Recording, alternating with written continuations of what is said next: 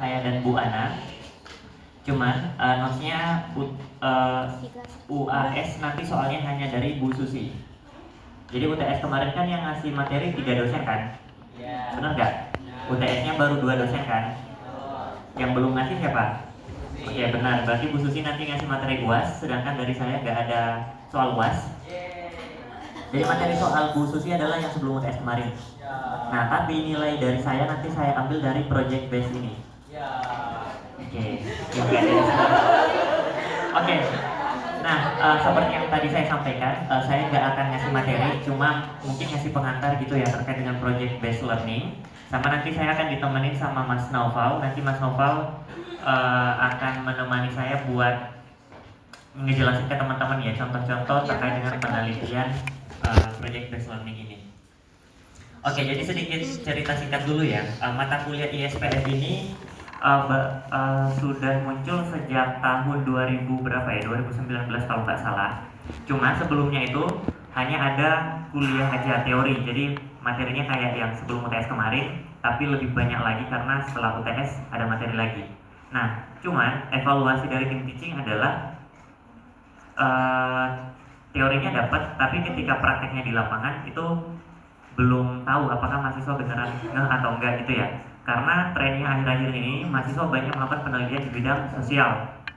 Jadi enggak yang skala lab, tapi dirasa perlu untuk memperdalam. Jadi teman-teman selain dapat teorinya yang ilmu sosial gitu ya, penelitian kualitatif, nanti akan dicobain juga melalui project base supaya teman-teman bisa latihan. Nah, bersyukurlah teman-teman setelah tahun 2000 berapa ya, 2022 kayaknya mulai ada PBL ini. Jadi berkembang terus sampai tahun ini. Nah, beda cerita pada saat angkatan saya waktu itu 2015, itu belum ada mata kuliah sosial. Tapi saya ngambil penelitian sosial pada saat skripsinya.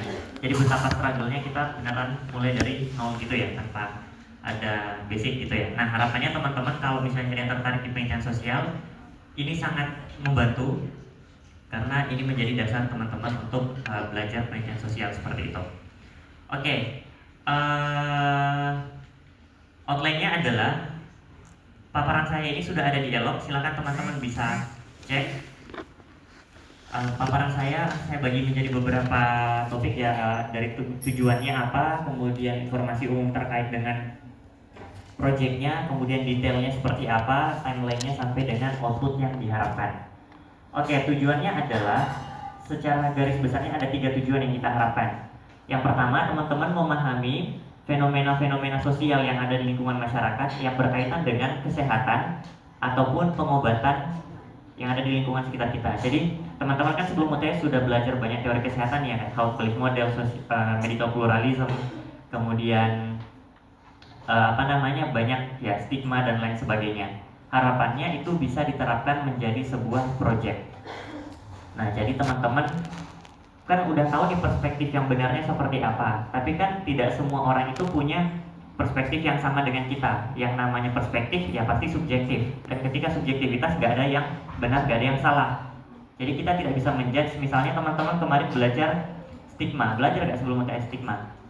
Oke, jadi stigma itu kayak misalnya anggapan orang-orang terhadap suatu kondisi gitu ya, misalnya kondisi kesehatan mental.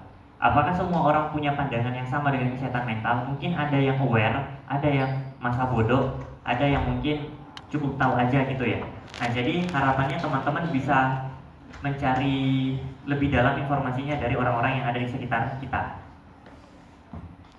Yang kedua, apply concept and theory to explain the phenomena. Jadi teori yang teman-teman sudah dapatkan tadi bisa dijelaskan melalui, bisa diaplikasikan menjadi penerapan yang nyata yang ada di lingkungan masyarakat. Dan yang terakhir adalah provide recommendation to solve the problem. Jadi teman-teman diminta untuk mencari solusi, ya kan? Tadi ya, kembali lagi ke contoh case-nya, ada stigma terkait dengan kesehatan mental. Orang-orang mungkin ada yang nggak aware. Apakah kita akan biarkan seperti itu? Ya pasti kita akan ada upaya untuk membuat si orang tadi yang tadinya nggak aware menjadi aware misalnya. Nah, kita coba memformulasikan solusi untuk ya tidak secara langsung ke orangnya, tetapi secara publik melalui sebuah policy brief yang akan kita terjemahkan menjadi sebuah poster seperti itu. tidak perlu khawatir bikin posternya ribet atau kayak gimana. Jadi karena kelompok juga ya, jadi mungkin ya minimal lah dalam satu kelompok biasanya ada yang bisa ngerjain poster. Apalagi sekarang kan ada Canva gitu ya, Canva atau aplikasi lainnya pakai AI mungkin bisa dibantu menggunakan itu.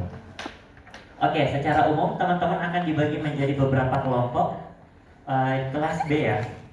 Ya, kelas B nanti akan ada 12 kelompok. Bisa dilihat melalui Elok, ini linknya sudah saya cantumkan.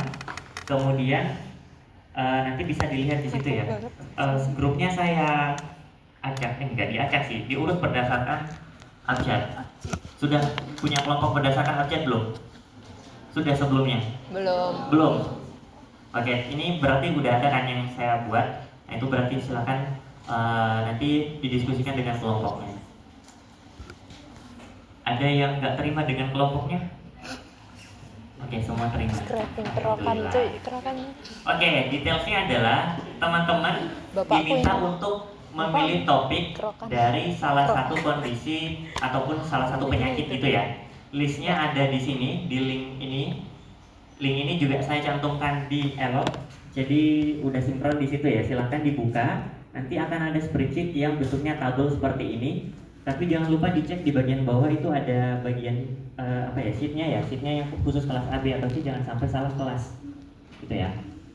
Nah, kelas B dibagi menjadi 12 kelompok. Nah, di sini ada beberapa kolom. Kolom yang paling kiri adalah konsep, kemudian sebelahnya adalah condition atau illness, yang mana ini kita coba buatkan beberapa topik ya dari konsepnya, kita turunkan menjadi lebih spesifik lagi. Kemudian kita turunkan lagi jadi lebih spesifik menjadi beberapa list of topics yang nantinya teman-teman bisa pilih berdasarkan kelompoknya mau yang mana. Cuma ada rule of the game-nya, ada aturannya, yaitu dalam satu konsep maksimal hanya ada 2 kelompok. Cara menentukannya gimana? Ya kembali lagi, karena kita suka war maka kita terapkan. Silahkan teman-teman nanti per kelompok ditentukan duluan. Siapa yang mau memilih topik itu silahkan langsung di-cim aja di situ, tulis aja nomor kelompoknya berapa sambil diamati. Oh, saya yang pertama. Jadi misal nanti ada yang udah kedua nih yang kepilih, terus ada kelompok yang ketiga, kalian bisa punya punya bargaining. Oh, itu tadi saya yang isi pertama. Gitu ya. Dan teman-teman yang misalnya kelompok yang ketiga yang mengisi di situ, ya harusnya sadar diri ya. Kalian telat ya udah berarti kalian jangan ambil kelompok itu. Oke, deal ya. Oke. Nah, sebagai informasi tambahan, list of topics ini sifatnya nggak saklek.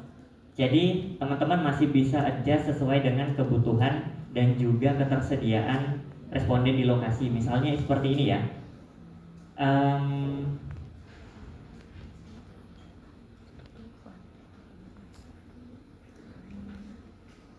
Oke, preference for the use of traditional Chinese medicine among the Chinese community. Jadi ini kan cukup spesifik ya. Preferensi orang-orang menggunakan obat tradisional dari China di antara orang-orang China itu sendiri. Nah, misalnya kalian nggak punya teman-teman orang China gitu ya. Terus gimana dong? Ya udah kita coba switch aja respondennya menjadi penggunaan obat tradisional China tapi di kalangan orang Indonesia, misalnya orang lokal. Jadi nggak saklek seperti itu, karena misalnya kalau kita batasi seperti ini ya kasihan teman-teman sendiri nanti mencari mencari respondennya. Atau misalnya topiknya tentang stigma, bagaimana sih penderita HIV itu menanggapi dirinya berdasarkan stigma orang-orang di sekitarnya. Kan agak susah tuh nyari orang yang penderita HIV. Kalaupun ada, apakah dia bersedia untuk kita jadikan objek penelitian kita? Itu kan juga belum tentu. Nah, itu kan cukup ribet. Jadi kita bisa switch, misalnya orang yang punya keluarga misalnya, atau masyarakat umum deh yang pernah mendengar istilah HIV. Nah, itu bisa kita tanyakan seperti itu. Oke, sampai di sini clear ya? Ya, silakan deh.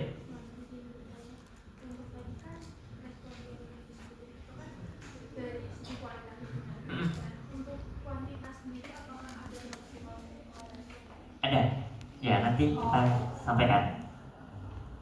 Nah, details dari projectnya, desain dari project base-nya ini berupa kualitatif. Tadi saya katakan ya, kita di bidang sosial seringkali pakai kualitatif meskipun kadang juga pakai kuantitatif. Nah, teman-teman mungkin pernah mendengar istilah itu ya, kuanti dan kuali, tapi mungkin masih bingung bedanya di mana ya.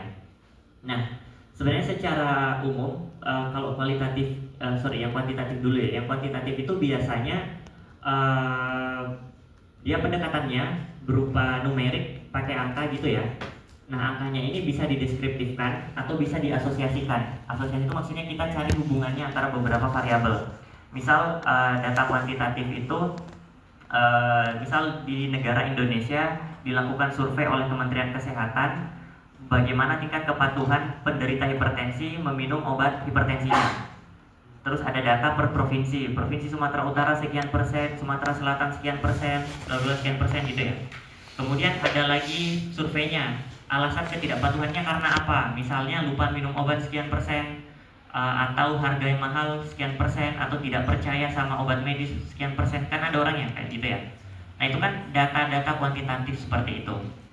Nah itu kalau kita deskriptifkan aja itu kita katakan kuantitatif. Tapi ada juga bidang kuantitatif yang berupa asosiatif. Jadi misalnya ada nggak sih hubungan antara orang yang tidak minum obat itu ternyata kebanyakan adalah orang yang berusia lansia misalnya. Itu pakai uji statistik biasanya. Itu masih kuantitatif. Sebatas ya udah sampai situ aja. Nah bedanya kalau kualitatif, data-data yang tadi itu tuh kita gali lebih dalam. Jadi misalnya yang tadi ya Sumatera Utara tingkat kepatuhannya sekian persen. Nah kita coba cari tahu, oh orang-orang itu nggak patuh karena apa? Apakah ada penyebab utamanya, kemudian apakah ada penyebab lainnya misalnya? Itu kita wawancarakan ke pasien, itu kita cari tahu, gali lebih dalam.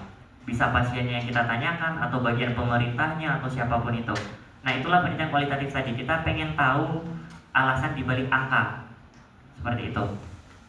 Jadi makanya nanti teman-teman PR-nya adalah melakukan wawancara.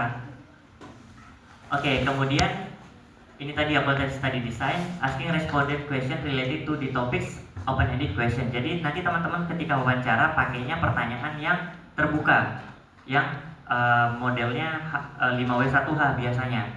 Jadi jangan sampai pertanyaannya yang jawabannya tertutup kayak ya atau tidak. Jadi misalnya pertanyaannya, apakah Bapak rajin minum obat? Ya. Bapak rajin karena diingetin anaknya ya? Iya, itu ya. Nah itu jadi kan pertanyaan tertutup ya. Itu nggak ada yang bisa kita gali. Nah kalau bisa pertanyaannya terbuka, misalnya bagaimana Bapak meminum obatnya setiap waktu misalnya. Dia akan menjelaskan, oh saya kadang minum obatnya rajin, kadang telat, atau kayak gimana gitu jawabannya. Nah jadi seperti itu. Kemudian kenapa? Nah kenapa? Karena kita ingin dapat perspektif orang jauh lebih banyak gitu ya. Kalau pertanyaan tertutup ya udah, kita nggak bisa elaborasi lebih dalam. Tapi kalau misalnya pertanyaan terbuka, itu kita bisa gali lebih dalam lagi. Yang kedua adalah to practice and improve students communication skills. Nah, harapannya teman-teman bisa meningkat nih kemampuan komunikasinya dan keberaniannya untuk ketemu dengan orang yang baru. Karena nanti syaratnya adalah yang kalian wawancari adalah orang yang kalian belum kenal. Jadi nggak boleh misal saya mau wawancarai adik saya atau bapak ibu saya, ya kan setiap hari juga mungkin bisa berkomunikasi gitu ya. Jadi effortless lah gitu. Jadi kalau bisa yang belum dikenali sebelumnya. Kalau misalnya kesulitan, misalnya seperti ini, kalian di satu kelompok ada 2 orang. Yang orang pertama punya kenalan, yang orang kedua punya kenalan juga. Nah, kalian switch aja. Yang orang pertama wawancari kenalannya si orang kedua atau sebaliknya.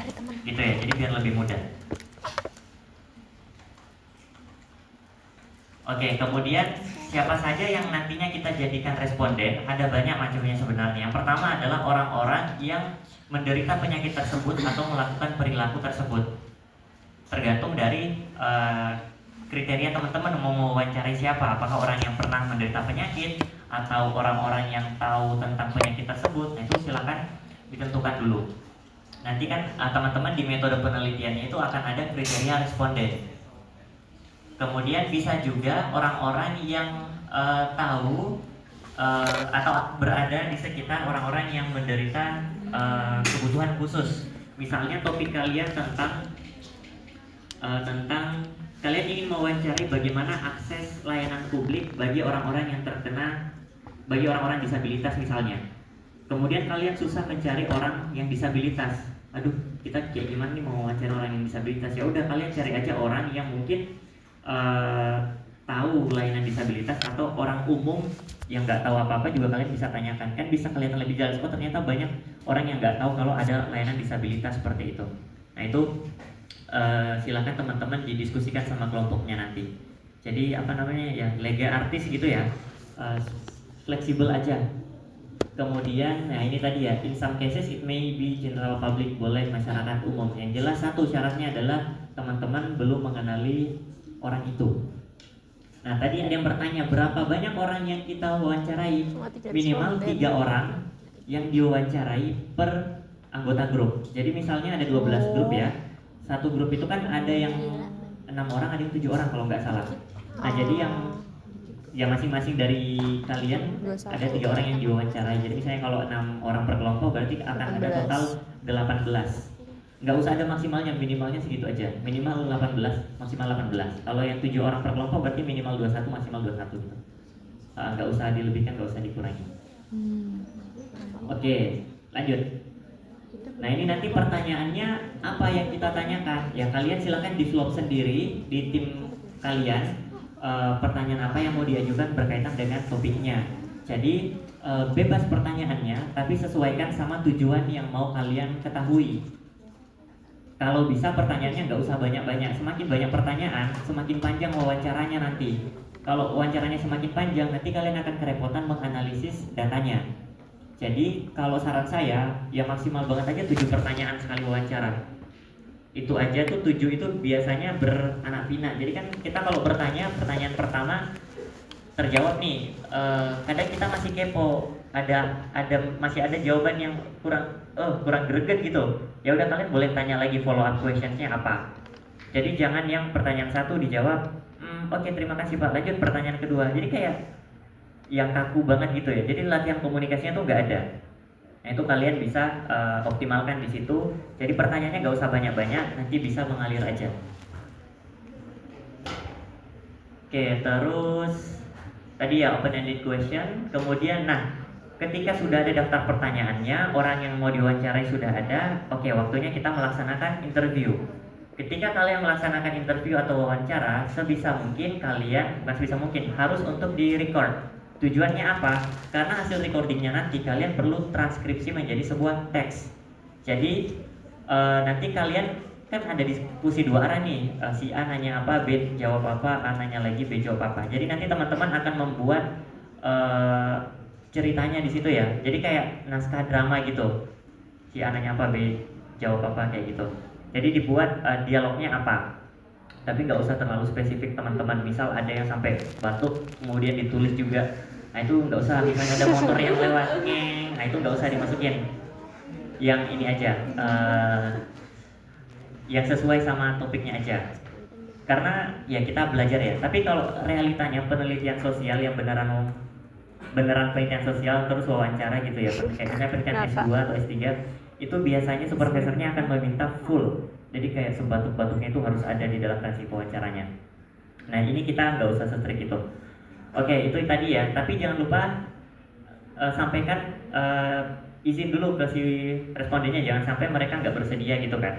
Nah kuncinya adalah kalian sampaikan aja tujuan kalian wawancara itu apa. Tujuannya kan untuk tugas perkuliahan gitu ya. Terus kalian sampaikan juga bahwa data yang akan diterima oleh kalian tidak akan dipublikasikan atau tidak akan disebarluaskan gitu ya, hanya untuk kepentingan perkuliahan, dan identitasnya akan disamarkan. Jadi responden kalian misalnya namanya siapa, misalnya Muhammad bla bla bla gitu ya, kalian isi simbolkan aja responden 1 misalnya, atau inisial namanya M bla bla bla gitu. Jadi karena kita menjaga kerahasiaannya ya. Jadi seperti tadi. Terus nah kenapa kita perlu merecord? Ya karena tadi ya. Jadi teman-teman ketika wawancara boleh kalau mencatat yang penting-penting, tapi tadi ya di record. Nah ketika kalian record tadi, kan itu kalian sekarang enak sih kalau udah mau mentranskripsi menjadi sebuah teks, bisa pakai AI atau ya bantuan di internet gitu ya. Cuma pesan saya adalah coba di cross check ulang lagi, didengarkan sambil dibaca apakah semuanya benar atau salah, karena pengalaman beberapa kali itu ada yang beda. Jadi kayak kayak video aja itu kan biasanya bisa auto generate kan menjadi teks ininya apa yang diomongin. Kalau kita pakai kayak aplikasi CapCut gitu kan masih ada yang salah biasanya. Meskipun itu pro, jadi dicek ulang lagi. Terus, nah ini tadi ya transcript recording into documents. Terus, nah transkrip ini yang nantinya akan menjadi bahan teman-teman untuk diolah menjadi sebuah hasil penelitian dan juga kesimpulan. Jadi kan kalau biasanya kita mungkin wawancara ya udah catat poin-poin pentingnya aja. Terus dari poin-poin penting itu kita bisa narik kesimpulan. Nah kita pengennya alurnya itu tuh jelas. Jadi nanti akan ada full naskahnya apa, naskah dialognya, baru dari situ kita coding satu persatu. Nanti cara codingnya gimana akan disampaikan oleh Mas Noval. Oke, tadi ini ya alurnya, jangan lupa jelaskan diri teman-teman siapa, tujuannya apa, kemudian ini tadi ya inform consent, terus ya ini tadi ya gathering information. Nah, ada beberapa catatan yang teman-teman perlu ketahui ketika menanyakan kepada responden. Misalnya adalah ini, jangan sampai menjudge jawaban responden kalau misalnya tidak sesuai dengan perspektif kalian. Karena tujuan kita adalah pengen tahu perspektif orang-orang. Jadi ketika mereka berbeda pendapat sama kita, jangan dihakimi, jangan disalahkan gitu ya. Nah, cukup didengarkan aja. Bahkan itu bisa menjadi, oh ternyata menjadi apa namanya ya, ide buat kita kalau ternyata tuh orang beda-beda pendapatnya. Apalagi yang topik yang sensitif biasanya. Dan itu juga harus hati-hati, terutama topik-topik yang sensitif. Contoh topik sensitif apa? Misalnya ada topik di situ, salah satunya adalah yang nyeri haid misalnya. Itu kan misal yang nanya laki-laki, ya siapa tahu kan si ceweknya tersinggung gitu ya. Jadi sebisa mungkin hati-hati ketika bertanya dan juga menanggapi follow up question dari orang tadi. Terakhir adalah katakan terima kasih. Oke, ini timeline projectnya. Kita sekarang ada di pekan ke-8, yang mana target kita hari ini adalah penjelasan terkait dengan proyeknya, diskusi terkait mini risetnya dalam kelompok, termasuk technical things. Kalau misalnya teman-teman ada yang mau ditanyakan, silakan nanti kalau ada yang bingung juga ya, angkat tangan, kita coba carikan solusinya. Oke, kemudian pekan ke-9 akan ada kelas yang isinya adalah presentasi terkait dengan tujuan penelitian, metode penelitian, sama daftar pertanyaan yang mau ditanyakan ke responden. Ini kan sifatnya kelompok ya, jadi bikinnya satu aja per kelompok dalam bentuk PPT, nggak usah panjang-panjang, maksimal ya 7 slide atau 5 slide nggak apa-apa. Karena kan isinya nggak banyak ya, misalnya slide pertama nama kelompok, judul apa gitu ya, slide kedua tujuan penelitiannya apa, slide ketiga metodenya apa. Nah metodenya di sini maksudnya apa? Kalian tentuin kriteria responden kalian itu siapa. Misalnya ngambil topik nyeri haid. Oke, kriteria responden pertama adalah perempuan pastinya kan. Kalau misalnya tadi targetnya mau yang perempuan. Yang kedua adalah pernah mengalami nyeri haid misalnya. Terus atau misalnya yang ketiga pernah membeli obat anti nyeri untuk mengurangi nyeri haidnya misalnya. Nah, itu kalian tentukan kriterianya apa aja. Nah itu ya maksimal 7 slide atau 10 slide juga boleh, tergantung kalian kelompoknya mau seperti. Yang penting nggak usah dibikin ribet teman-teman, yang penting jelas. Termasuk terakhir adalah daftar pertanyaannya. Di daftar pertanyaannya tadi bisa disusun ya, yang tadi saya katakan ya maksimal 7 pertanyaan nggak apa-apa. Kan kalian misalnya satu kelompok 6 orang atau 7 orang gitu ya, ya udah satu orang satu pertanyaan. Kalau dirasa kurang ya dikurang-kurangi lah, pilihlah yang mana yang lebih gampang atau lebih sesuai tujuan pertanyaannya dengan tujuan penelitian kalian. Oke, itu di minggu ke-9. Kemudian di minggu ke-10 teman-teman nanti tidak ada kelas. Jadi minggu ke-10 kita free, nggak ada kelas. Teman-teman waktunya untuk mengambil data penelitian. Jadi ketika minggu ke-9 ini kan kalian presentasi nih. Nah kalian ketika presentasi dosen akan memberikan komentar, yang mana itu juga akan memberikan persetujuan. Oke, penelitian kalian udah fix seperti ini, kalian udah boleh ngambil data. Jadi setelah minggu ke-9 sampai minggu ke-11 ini kalian 2 minggu ya, itu ngambil data, mewawancarai orang-orang yang ada sekitar kalian sesuai dengan tujuan penelitiannya.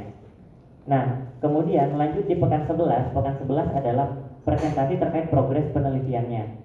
Jadi progresnya berupa sudah selesai wawancara dan juga sudah ditranskripsi. Jadi 2 minggu tadi kalau bisa udah wawancara dan udah transkripsi berupa dialognya tadi ya. Nah itu nanti ke teman-teman submit menjadi output kedua berupa file PDF atau file Word.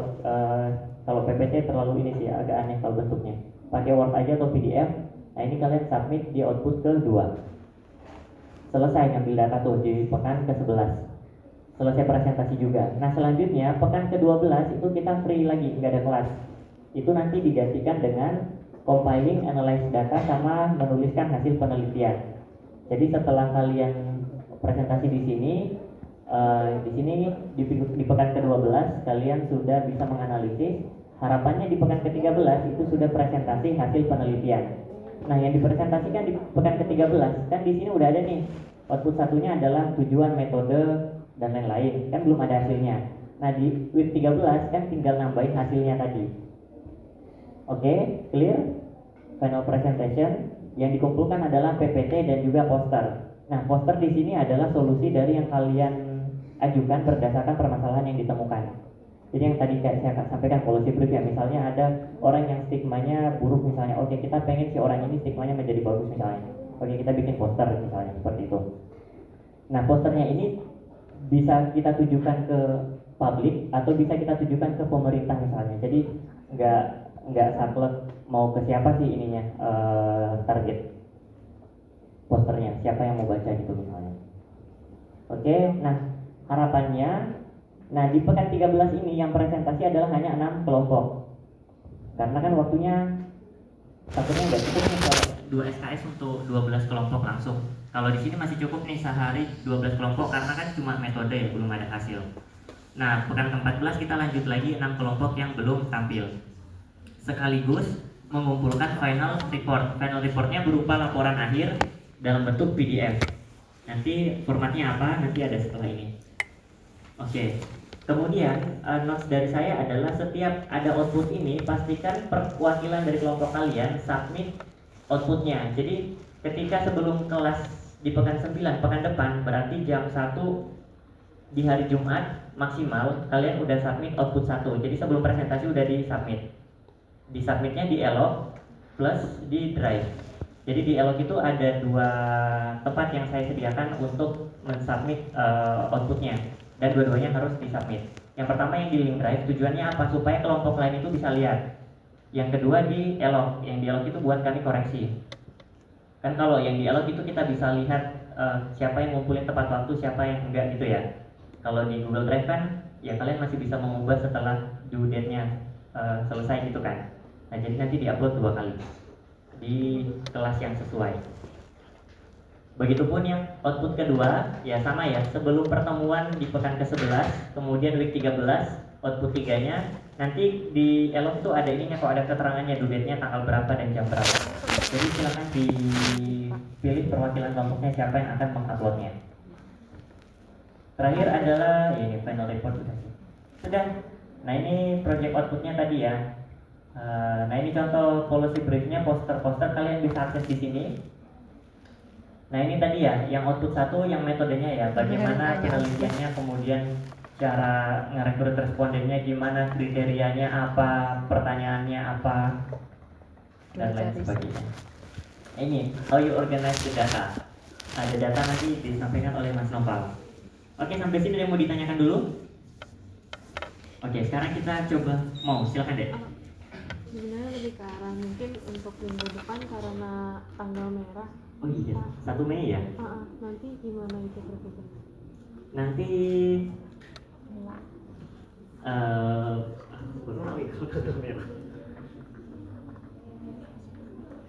pengumpulannya mungkin tetap sama di tanggal 1 Mei, tapi presentasinya kayaknya diganti ke hari lain kayaknya. Biasanya kan Prodi ada pengumuman penggantian kuliah ya di tanggal merah ya. Nah itu due date-nya tetap tanggalnya, tapi kalau misalnya lebih awal sebelum tanggal 1 ya kan masa ngumpulin belakangan terus presensi duluan ya. Ya nanti gini aja, ngumpulnya tetap 1 Mei, pasti kelasnya setelah 1 Mei. Nanti kita coba cari jadwal kuliah penggantinya, gitu ya. Oke, clear? Nanti biar fair dengan kelas lain. Kalau misalnya kalian deadline-nya dimundurin lagi setelah 1 Mei, yang kelas lain kan cuma 1 minggu waktunya. Oke, sekarang kita coba lihat daftar topiknya. Oke, kelas B. Oke, kita mulai dari topik yang B1.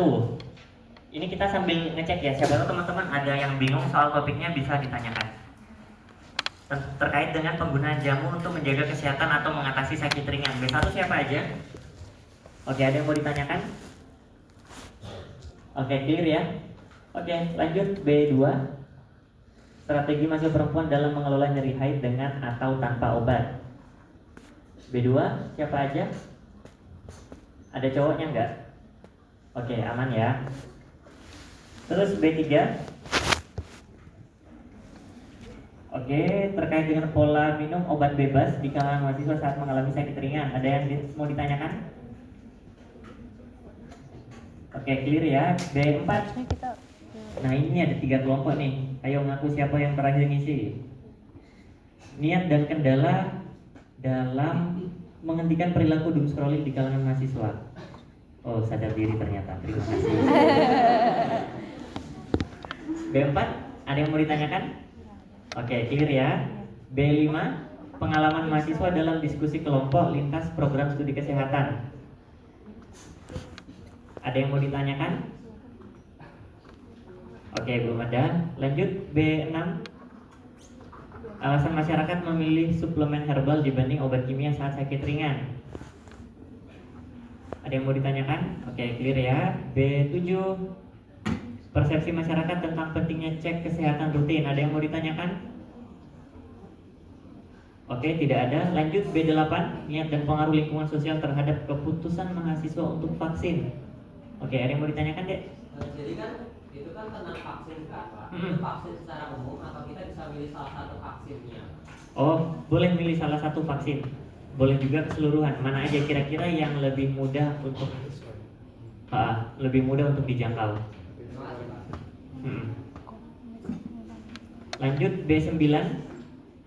Pandangan mahasiswa terhadap konten edukasi obat di media sosial.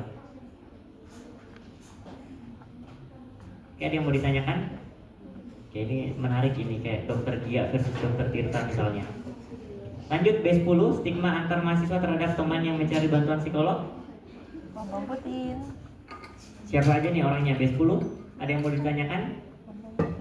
Oke, clear ya. B11. Persepsi mahasiswa non-medika terhadap orang dengan HIV. B11. Susah banget. Ada yang mau ditanyakan? Susah banget. Nanti respondennya mahasiswa non-medika. Jadi nggak perlu nyari orang yang HIV, susah soalnya. Kalaupun kamu biasanya nggak bersedia. Lanjut B12. Keyakinan mahasiswa terhadap pengobatan mandiri saat mengalami flu ringan. Oke, clear? Ada yang mau ditanyakan? Oke, nggak ada yang ngambil serokan ya ini. Katanya kamu ngambil. Oke, sip. Terima kasih teman-teman semuanya sudah mengisi topiknya. Silakan setelah ini nih nanti bisa berkoordinasi dengan kelompoknya merancang tujuan penelitiannya apa, karena kan ini masih daftar topik ya, kita belum tahu spesifiknya tuh mau apa, kemudian respondennya siapa. Yang jelas nanti, oh ya saya lupa, respondennya jangan yang orang berlatar belakang kesehatan ya. Ada nggak di sini yang berlatar belakang kesehatan?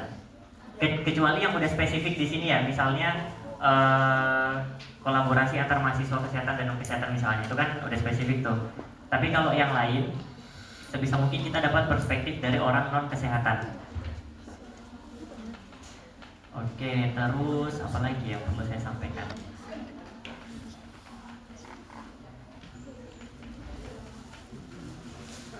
Udah sih. Oke, clear ya. Nah setelah ini di sebelah saya ada Mas Noval. Noval ini alumni Farmasi UGM angkatan 2017. Sekarang merupakan peneliti. Nanti silakan Noval memperkenalkan diri sendiri. Nah, Noval akan menceritakan terkait dengan pengalamannya dia ataupun kayak gimana sih penelitian sosial yang pernah dia lakukan. Dan contohnya misalnya cara menganalisis data yang tadi berupa teks kayak teks naskah drama, kemudian kita jadikan sebuah hasil penelitian, itu kayak gimana sih caranya. Nah ini Noval akan membagikan materi itu. Nah materinya Noval juga sudah ada di Elok, nanti silakan teman-teman bisa akses di situ. Oke. Ada yang mau ditanyakan terkait proyeknya? Oke, tidak ada ya.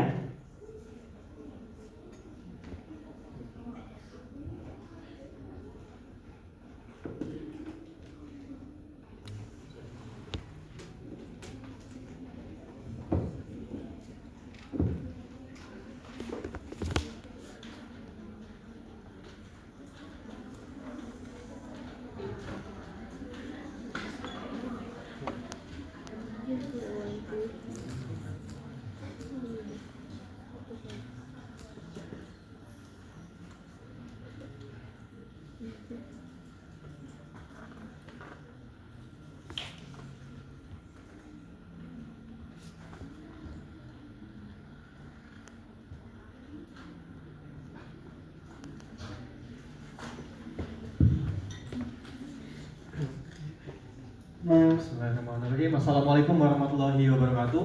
Waalaikumsalam warahmatullahi wabarakatuh. Oke, selamat siang teman-teman. Siang. Perkenalkan, namaku Naufal. Di sini aku alumni dari farmasi juga dan sekarang kerja sebagai riset asisten di Center for Health Policy and Management. Itu pusat kebijakan dan manajemen kesehatan di bawahnya FK UGM. Itu kalau teman-teman dari pagar FKG di sebelah kanan, ya.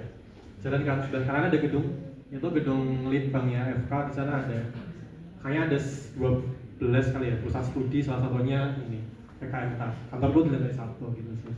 Dan di sini aku udah kurang lebih 4 tahun kali, 4 tahun buat membantuin di mata kuliah SPF untuk pengantar project based learning.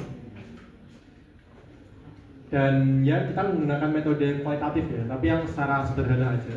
Karena sebenarnya kalau metode kuali itu kalau di medical sih seringnya baru diajarkan di S2, di level S2. Biasanya ya mata kuliah sendiri sih. Kalau di FK dulu aku belajar dia ada sekitar 2 SKS buat ya 1 semester penuh gitu. Jadi yang real ya itu detail sekali dan cukup kompleks. Tapi di sini aku mencoba untuk mensederhanakannya untuk level teman-teman di level semester 2 S1 gitu. Tapi kalau di Sosum sih mereka udah belajar sejak S1 sih. Jadi sini aku mencoba mensederhanakan yang kira-kira applicable buat teman-teman gitu. Jadi dulu SPF itu full kuliah. Waktu dulu aku angkatan 2017, jadi 2018 aku dapetnya. Itu full kuliah dari awal sampai akhir. Dan karena dia di awal semester itu ya, di awal tahun ajaran di tahun pertama. Kemudian setelah itu teman-teman kan bakal seringnya ke lab, klinis, atau industri gitu ya. Terus kemudian ilmunya menguap gitu kan. Udah lupa tuh ya semester awal itu belajar apaan gitu. Nah jadi kemudian pengampu mata kuliah menginovasikan dengan adanya PBL ini, Project Based Learning. Jadi setelah teman-teman belajar teori yang kemarin, di sini kita mencoba untuk belajar dengan cara lain, bukan cara klasikal mendengarkan seperti ini, tapi benar-benar teman-teman mencoba mengaplikasikan di lapangan gitu ya. Ini adalah yang kemarin teman-teman pelajari, udah semua? Atau ada yang berbeda tahun ini? Ada semua ya? Oke. Teman-teman udah belajar ini dan aku akan mengawali sesiku dengan sebuah cerita. Jadi ini ilustrasinya. Jadi anggap saja teman-teman udah lulus apoteker ya. Kemudian ikut program dari Kementerian Kesehatan. Kemenkes itu punya program namanya Nusantara Sehat. Sekarang aku lupa ganti nama apa, tapi programnya masih ada, cuma ganti nama. Jadi Kemenkes itu mengontrak satu tim tenaga kesehatan, isinya apoteker, dokter, perawat, dan lain sebagainya. Dan dikirim dalam satu tim ke suatu puskesmas di daerah terpencil gitu. Kontraknya 3 tahun dan lumayan sih gajinya sebenarnya. Di atas UMR Jogja. Kalau teman-teman ada yang tertarik, misalnya bisa di apoteker pengen ngerasain yang menantang gitu ya ke daerah-daerah Indonesia, pengen lihat Indonesia tuh kayak gimana sih potret aslinya gitu. Di Jawa kan beda ya dengan daerah. Nah bisa ikut program yang ini. Nah anggap saja di sini teman-teman di lokasi itu ada pasien skizofrenia gitu. Ada 20 pasien skizofrenia. Ada yang tahu skizo apa? Untuk mental. Gejalanya seperti apa? Gejalanya?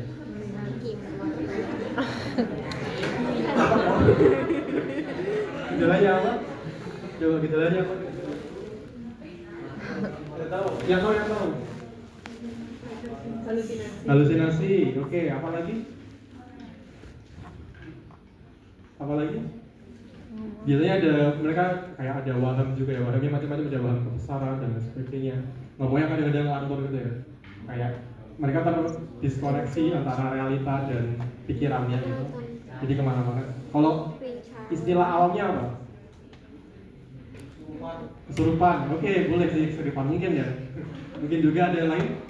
Istilah awamnya indigo. Oke, indigo. Istilah awamnya lain? Mungkin orang masyarakat awam kenalnya orang gila gitu ya. Kalau istilah di undang regulasi sih orang dengan gangguan jiwa, ODGJ gitu. Istilah kebijakannya. Kalau biasanya kan di jalan-jalan kan teman-teman pernah ngeliat. Kalau di Jogja udah jarang sih. Kalau zaman dulu mungkin waktu aku masih kecil, mungkin teman-teman juga masih kecil sih. Mungkin sering ngeliat, tapi sekarang udah agak jarang. Karena mereka udah dirawat oleh negara gitu. Kalau dulu mungkin masih sering. Nah itu sebenarnya ada obatnya. Dia ada obatnya yang kalau misalnya pasien itu patuh minum obat, dia bisa stabil teman-teman. Kondisinya itu bukan sembuh ya, tapi distabilkan. Jadi pikirannya bisa kembali, bisa diajak komunikasi, asalkan patuh gitu. Sayangnya obatnya tuh lumayan lama ya terapinya ya, 2-3 tahun, 5 tahun, bahkan ada yang seumur hidup gitu. Dan itu benar-benar harus patuh kontrol rutin ke dokter dan lain sebagainya. Ya di sini ceritanya ada 80% pasien itu dia nggak patuh minum obat.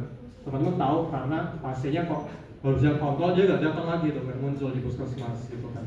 Kan berarti ada suatu masalah ya, yang kemudian di sini teman-teman menyadari hal itu dan pengen nyari solusi nih.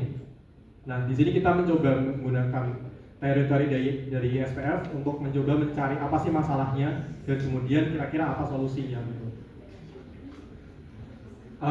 Ngomong-ngomong seputar kuanti-kuali, ini adalah contoh data kualitatif. Mungkin teman-teman lebih familiar, mungkin pernah ngisi survei gitu ya waktu SMA, mungkin ada mahasiswa dari pendidikan matematika atau apalah dari kelas terus memberikan lembar-lembar kuesioner. Dulu aku pernah sih waktu aku sekolah. Lembar kuesioner kemudian teman-teman ngisi kan, ngisi dan ada pertanyaannya, ada jawabannya gitu. Nah itu namanya kuesioner yang kualitatif. Misalnya ini adalah contoh datanya ini ada riset kesehatan dasar tahun 2018.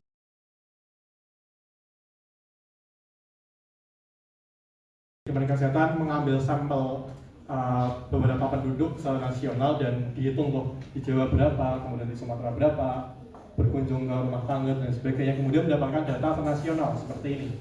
Misalnya di sini berapa sih orang skizofrenia yang berobat ke rumah sakit jiwa? Yang pernah itu ada 74%. Jadi sebenarnya lumayan tinggi ya, 74. Tapi masih ada 25% orang dengan skizofrenia itu nggak pernah dibawa ke vaskes gitu. Kemudian berapa yang persen yang patuh? Ternyata dia cuma 48,9%. Pernah minum obat rutin 1 bulan terakhir itu ya. Dan itu bisa kita lihat di perkotaan dia lebih tinggi 55, di pedesaan 41 gitu. Ini data kuantitatif. Kemudian apa alasannya? Alasan mereka jadi nggak patuh minum obat itu macam-macam. Ada yang sering lupa, ada 6%, kemudian tidak mampu beli obat, ada 23%, obatnya nggak sedia 2% gitu. Dan seterusnya. Jadi ini adalah data-data kuantitatif. Kita tahu angkanya, persentasenya. Kalau ini secara nasional ya, mungkin kalau teman-teman mencoba mencari data di level dinas kesehatan juga mungkin ada, tapi mungkin juga tidak, tergantung dinasnya seperti apa. Dan apakah ini cukup atau enggak gitu ya untuk menjawab persoalan di yang pertama tadi. Selain ini kan dia deskriptif ya, ada juga yang tadi sempat disinggung sama Pak Fatul, yang kita mencari asosiasi. Jadi ini ada paper yang mencoba mencari tahu apa sih faktor yang berhubungan dengan ketidakpatuhan minum obat pada pasien dengan skizofrenia gitu. Jadi dia ini ada hasilnya. Mungkin teman-teman belum bisa membaca tabel ini, tapi intinya adalah yang berpengaruh itu yang aku highlight kotak merah itu ya. Jadi ini yang berpengaruh, yang ada hubungannya dengan ketidakpatuhan minum obat. Jadi yang pertama ada duration of untreated psychosis. Jadi itu maksudnya adalah, jadi kalau pasien skizofrenia itu kan muncul gejala awal katanya ya, mulailah tuh dia ngomong sendiri, halusinasi dan sebagainya. Tapi kadang-kadang keluarganya tuh nggak segera bawa ke rumah sakit, nggak segera juga bawa ke puskesmas itu. Dia nggak tahu kalau ini sebenarnya gejala suatu gangguan mental gitu ya. Kemudian dibiarin lah sampai setahun 2 tahun gitu. Itu namanya untreated psychosis, durationnya tuh berapa tahun sih gitu. Jadi di sini ternyata semakin lama pasien itu tidak segera di treatment, maka dia akan semakin nggak patuh minum obat. Kemungkinannya dia meningkat menjadi 1,12 kali gitu. Dan seterusnya, kita ini cuma buat pengetahuan aja karena kita nggak kesini. Nah, ini adalah data kuanti gitu. Apakah tadi bisa cukup untuk menjadi kita mengidentifikasi masalah di lapangan tadi ya? Yang benar-benar spesifik dong, ada 20 pasien, kita pengen menggali secara spesifik. Kalau data kuanti itu nggak cukup teman-teman, karena dia generalisir gitu ya. Dia bisa digunakan untuk kita mengetahui permasalahan secara populasi. Misalnya kita pengen tahu permasalahan di suatu provinsi tertentu, kita bisa tahu gambarannya. Tapi ketika kita datang ke suatu hal yang lebih spesifik lagi, yang case by case, maka kita akan lebih bagus lagi ketika menggunakan metode kuali gitu. Misalnya ini, jadi misalnya ilustrasinya perbedaannya adalah teman-teman datang ke Malioboro ya, kemudian ngelihat ada gerobak es krim gratis tulisannya gitu, tapi nggak ada yang jaga gitu, jadi benar-benar gratis. Teman-teman kemudian mengamati dari 30 orang yang berjalan, ternyata cuma satu yang ngambil, yang lainnya 29 tuh nggak berani ngambil gitu kan. Itu data kuanti, kita tahu angkanya 1/30 gitu. Nah kalau kualitatifnya adalah misalnya kita wawancara orang yang ngambil es krim, tadi kita wawancarai, kenapa kamu kok mau ngambil es krim gitu. Misalnya dia, kalau gratis kenapa enggak gitu kan. Kemudian kita gali lagi, itu kan masih belum menjawab ya, kemudian kita gali lagi kenapa gitu. Mungkin ternyata dia mahasiswa gitu, kemudian ya dia emang suka gratisan dan karena nothing tulus gitu kan, dia bilang gitu. Ya udah saya emang suka gratisan ya, dan emang ini lagi haus dan panas banget Jogja, anyway dia panas banget dari ini, makanya dia pengen es krim gitu kan, kapan lagi gitu. Terus kemudian kita juga wawancarai orang yang nggak ngambil es krim, misalnya kita ambil 2 orang, kita tanya kamu kok nggak ngambil es krim kenapa? Mungkin dia punya rasa curiga gitu, ini es krim gratis jangan-jangan buat konten TikTok gitu kan, jadi dia nggak mau masuk konten gitu. Dan seterusnya, kita gali terus kenapa gitu. Kita bisa mendapatkan data yang lebih banyak lewat kualitatif. Jadi intinya adalah kalau kualitatif itu kita mencari sesuatu di balik angka gitu. Kita lakukan something beyond number. Ini adalah data yang kuanti tadi, penyebab kenapa orang-orang itu nggak patuh minum obat. Di sini kita bisa muncul banyak pertanyaan. Misalnya sering lupa, kenapa dia bisa sering lupa? Apakah nggak ada orang yang mengingatkan?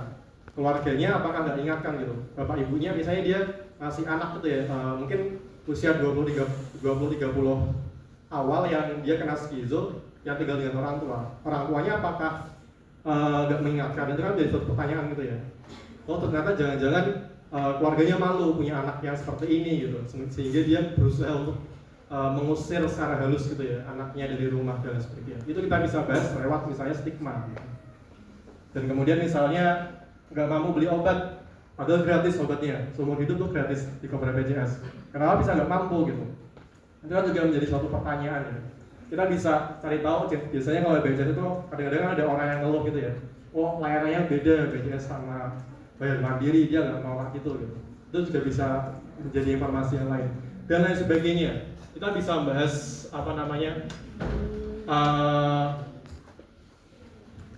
data dari angka-angka ini menjadi sesuatu yang lebih dalam. Misalnya ini merasa udah sehat, ini juga lumayan tinggi ya ternyata, 36% orang skizo tuh gak minum obat karena udah merasa sehat gitu.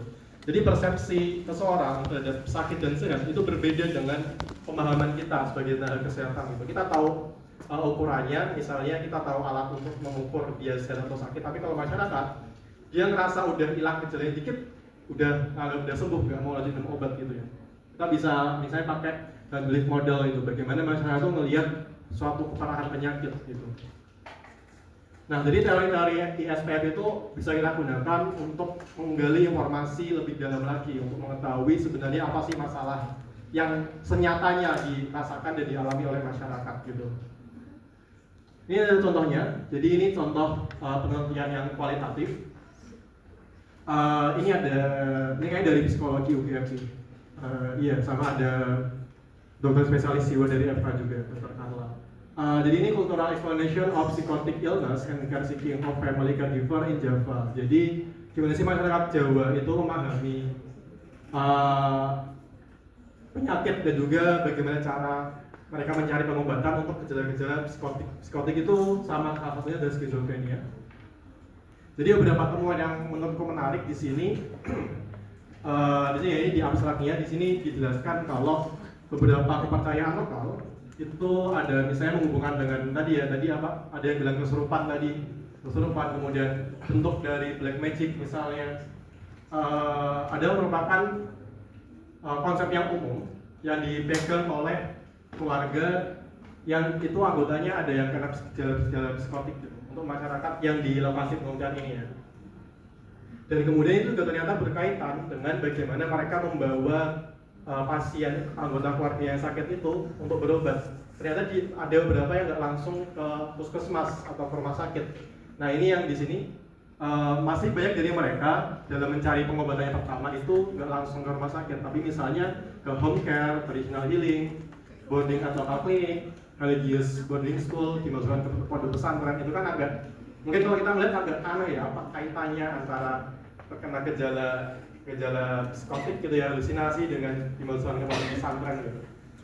Dan ini akan berdampak juga tadi, kayak tadi yang aku jelaskan, ke duration of untreated psikotik gitu. Jadi semakin lama dia terjebak ya, istilahnya terjebak atau menyasar ke terapi-terapi yang tidak tepat, maka dia akan semakin sulit untuk sembuh sebenarnya. Kemudian ini adalah pengalamanku, dulu aku pernah penelitian di Sumba. Jadi Sumba itu ada Bali di situ, Sumbawa, Flores. Nah di bawahnya ada Pulau Sumba. Sama terkait skizofrenia juga. Jadi di sana itu ada apa ya teman-teman? Jadi mereka punya kepercayaan lokal gitu ya, semacam mungkin bukan cuma kepercayaan, lebih mirip ke agama sebenarnya. Agama lokal yang agak menyerempet ke animisme, dinamisme gitu. Jadi mereka masih mengagungkan nenek moyang, dan dalam terapi dalam ritual agamanya itu ada upacara-upacara adat gitu. Dan itu memerlukan apa namanya hewan kurban. Jadi misalnya pernikahan, untuk pemakaman itu misalnya menyembelih beberapa hewan, kerbau, kambing, dan itu mungkin 5 atau 10 ekor gitu ya. Juga termasuk dalam terapi pengobatan, itu ada upacara adatnya lagi gitu. Dan kemudian yang unik adalah ketika mereka kan ini fokusnya ke skizofrenia, jadi ada keluarga yang anaknya itu mengalami skizofrenia untuk gejala-gejala tadi, dan mereka memahami itu penyebabnya adalah karena ada urusan adat yang tidak selesai. Jadi misalnya ketika neneknya itu menikah, harusnya menyembelih 10 ekor kerbau, tapi baru 5 gitu. 5-nya masih hutang. Dan kemudian tapi yang lucu yang kena bukan neneknya, tapi cucunya gitu. Jadi turun temurun ini ceritanya. Jadi penyebabnya karena masalah adat gitu, karena kurang menyembelih gitu. Nah kemudian karena itu mereka masih kurang percaya dengan terapi pengobatan medis gitu, dengan misalnya obat-obatan gitu ya.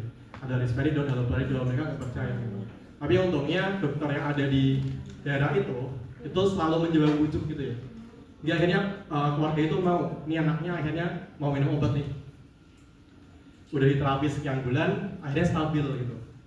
Dan yang lucunya adalah kesembuhan dari si anak itu, kan saya tanyakan ya, kok bisa sembuh sih, kenapa gitu kan. Sebenarnya saya udah tahu kalau kan udah ada obatnya gitu, tapi saya mencoba untuk mencoba menjadi bodoh gitu ya ceritanya. Kemudian ada banyak cerita, ternyata anak saya sembuh karena saya udah melakukan upacara adat penyembuhan gitu. Jadi sebelumnya selama durasi itu dia udah melakukan upacara penyembuhan dengan menyembelih kerbau dan babi gitu kan. Nah kemudian makanya anak saya oleh nenek moyang saya disembuhkan gitu. Jadi kesembuhannya itu bukan karena obatnya, tapi karena dia udah menjalankan adat itu gitu. Itu kan mungkin kalau kita melihat agak lucu gitu ya, tapi kalau habis itu waktu saya pulang gitu ya, habis di lapangan saya pulang, habis itu saya mikir-mikir, oh ya kan saya juga umat muslim gitu ya, kemudian ikhtiar itu kan juga adalah usaha kita mencari kesembuhan, tapi kesembuhannya dari Tuhan gitu kan. Sebenarnya sama aja sih, kayak gitu sih. Jadi kita tadi jangan ngejat kalau misalnya ada sesuatu yang tidak sesuai gitu ya, kayak gitu. Nah yang lucunya lagi adalah sebenarnya yang sakit kakak beradik dan mereka itu sebelumnya dipasung. Tahu dipasung? Jadi kayak di kerangkang gitu ya, pakai kayu, balok kayu, jadi kayak biar nggak bisa gerak-gerak. Karena dulu waktu jalan awalnya itu mereka anak balik itu ngamuk-ngamuk gitu kan, manjat-manjat tembok, terus bawa senjata tajam yang membahayakan gitu kan. Akhirnya kalau mereka keluarga itu sih anaknya ditaruh di semacam kandang di luar rumah gitu kan. Nah si kakaknya itu karena dia udah stabil, udah dikasih upacara, dilepas dari pasung gitu kan. Jadi kita ngobrolnya di ruang tamu waktu itu. Nah ternyata adiknya itu tuh masih ada di kandang itu di luar. Kemudian saya keluar ajak ngobrol gitu kan. Terus saya tanya, kenapa kok anaknya kok nggak dilepasin dari pasung? Padahal udah bisa ngobrol, nyambung tuh ngobrolnya enak gitu kan. Ternyata anaknya tuh belum diupacara adat. Jadi bapaknya tuh masih nabung buat beli kerbau lagi gitu. Jadi bahkan meskipun udah stabil, udah sembuh ya istilahnya, obatnya udah rutin, karena mereka pahamnya ini adalah karena urusan adat dan itu belum dilaksanakan, makanya nggak dilepas gitu kan. Itu kan suatu hal yang baru banget nih buat aku yang orang Jawa gitu. Ini ada dari luar Jawa? Lambak. Luar Woi. Jawa ada? Woi, lambak. Ada nggak? Ada. Dari mana? Dari Medan. Banyak banget orang Medan. Kayak semua kelas ada orang Medan ya kemarin. Selain Medan, Lambak. di Lombok kayak deket di NTT juga nih. Ada yang lain? Oke, dikit ya variasinya. Kayak dulu angkatan itu tuh variasinya banyak banget ya. Ada yang dari Papua, Kalimantan. Oke. Nggak Ya, ngaku. jadi di daerah-daerah tuh unik-unik ya teman-teman. Apalagi kalau masih di kota di Medan, di Lombok masih belum terlalu ketara. Tapi kalau teman-teman mungkin kalau pas KKN misalnya, atau yang tertarik dengan program Nusantara Sehat, teman-teman akan menemui mungkin sangat mungkin sekali ya untuk menemui hal demikian gitu. Cerita lainnya adalah, ini misalnya kalau tadi terkait stigma gitu ya, stigma terkait kepercayaan masyarakat penyebab dari penyakit itu apa gitu. Nah ini ada terkait bagaimana keluarga itu merespon gitu, dampaknya seperti apa. Jadi ini sepertinya juga, dari Kanada ya, suku siapa ya, aku lupa. Ini dari Indonesia nih berarti. Sepertinya juga orang psikologi mungkin kan, aku lupa tepatnya siapa.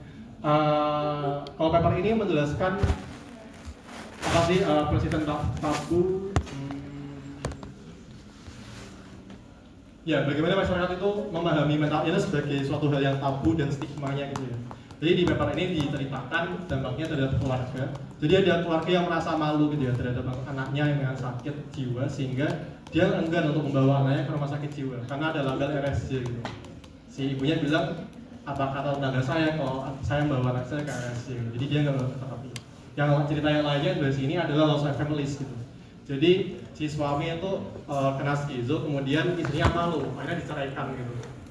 Itu kan menjadi suatu hal yang mungkin di luar pengetahuan kita sebagai tenaga kesehatan. Kita mikirnya kita udah ngasih obat nih, obat yang advance gitu ya, dengan segala macam. Mungkin teman-teman akan belajar di semester atas dengan semacam teknologinya, dengan sebagai macam investasi untuk membuat obat itu. Obatnya mahal, tapi udah di cover gratis dari pemerintah gitu kan.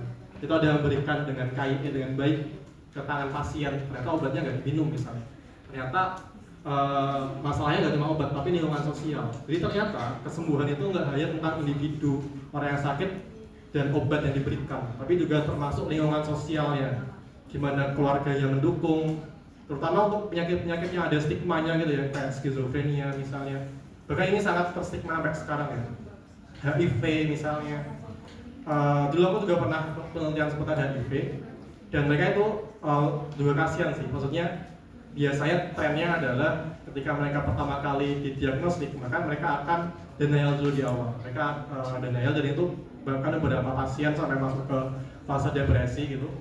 Hingga akhirnya ada yang menolong gitu ya. Mungkin mereka akan tertutup dari keluarga karena keluarga tidak berada di keluarga. Tapi beruntungnya kalau di Indonesia itu udah banyak organisasi gitu ya, organisasi yang ikut mendukung, jadi kelompok sebaya gitu yang bersama penderita HIV dan itu di DKT itu untuk dibantu, didukung secara moral, secara sosial, diajak berkumpul bareng, diedukasi, disemangatin gitu hingga akhirnya mereka mau menerima diri, mau memaafkan diri dan kemudian mau minum obat gitu. Karena pada akhirnya ketika mereka nggak mau minum obat itu juga akan mencelakai diri sendiri gitu ya. Padahal kalau misalnya patuh minum obat, ya kondisinya bisa stabil gitu. Sama seperti skizo juga, asalkan patuh minum obat, kondisinya stabil gitu.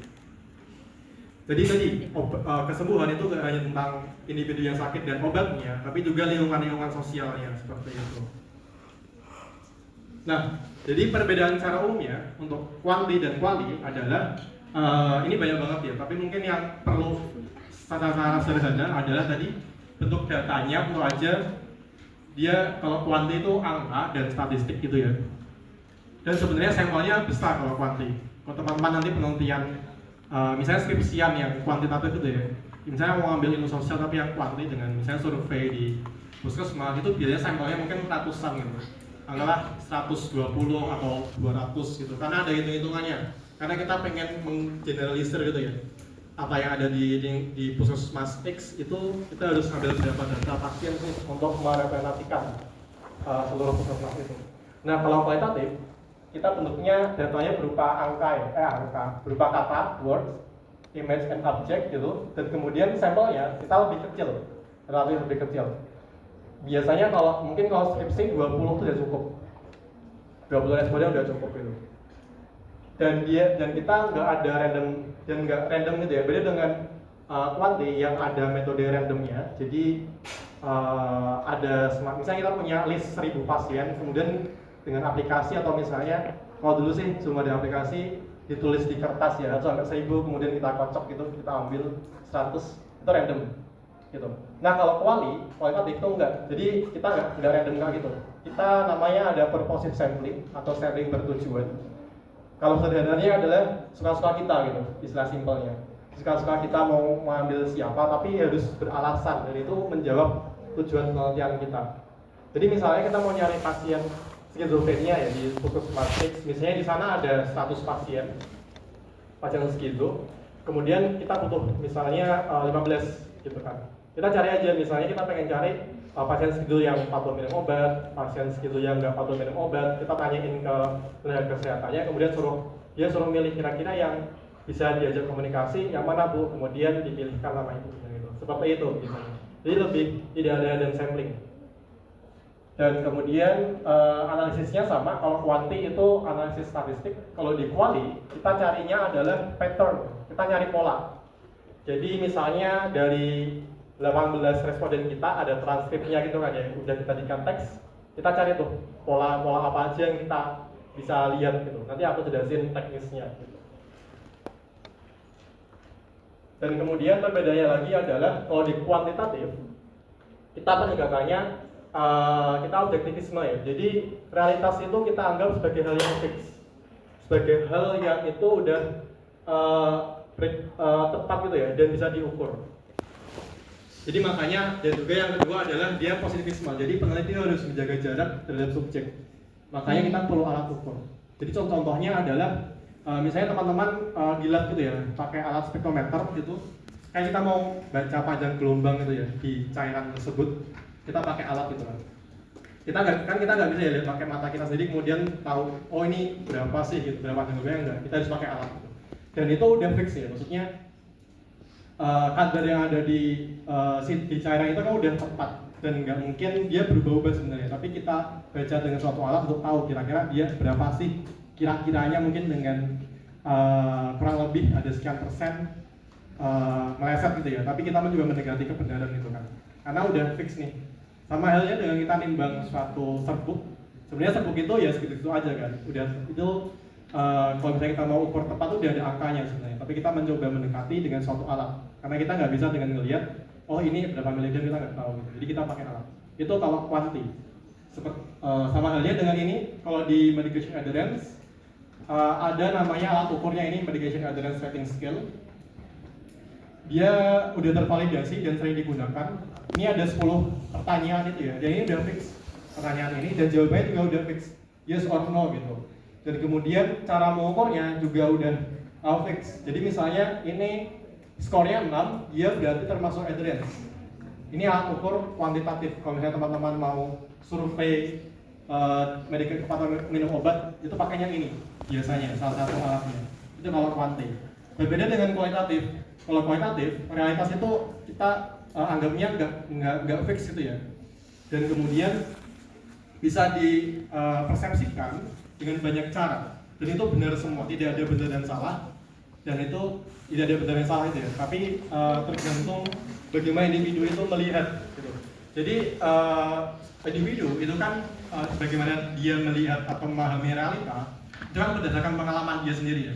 Jadi teman-teman yang di sini mungkin kita karena mahasiswa medika, kita belajar tentang ilmu kesehatan, kita belajar tentang penyakit, kita tahu bagaimana cara pikir atau pola pikir ilmu kesehatan itu berjalan. Kita tahu penyebab penyakit itu apa dan sebagainya. Tapi ketika masyarakat awam gitu ya, yang mungkin nggak pernah mengenyam jenjang pendidikan, mereka nggak akan paham tentang hal itu.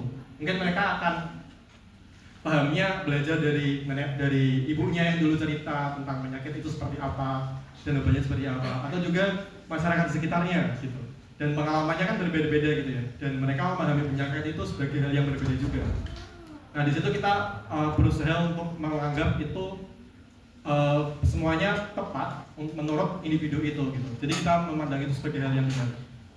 Nah kemudian berbeda dengan quality yang kita harus menjaga jarak dengan objek. Kalau di kualitatif justru kita harus mendekati objek itu, kita harus berinteraksi. Dan bahkan kalau misalnya quality itu harus objektif, quali sebaliknya, quali harus subjektif gitu. Jadi seperti itu. Ini cara tujuannya berbeda juga.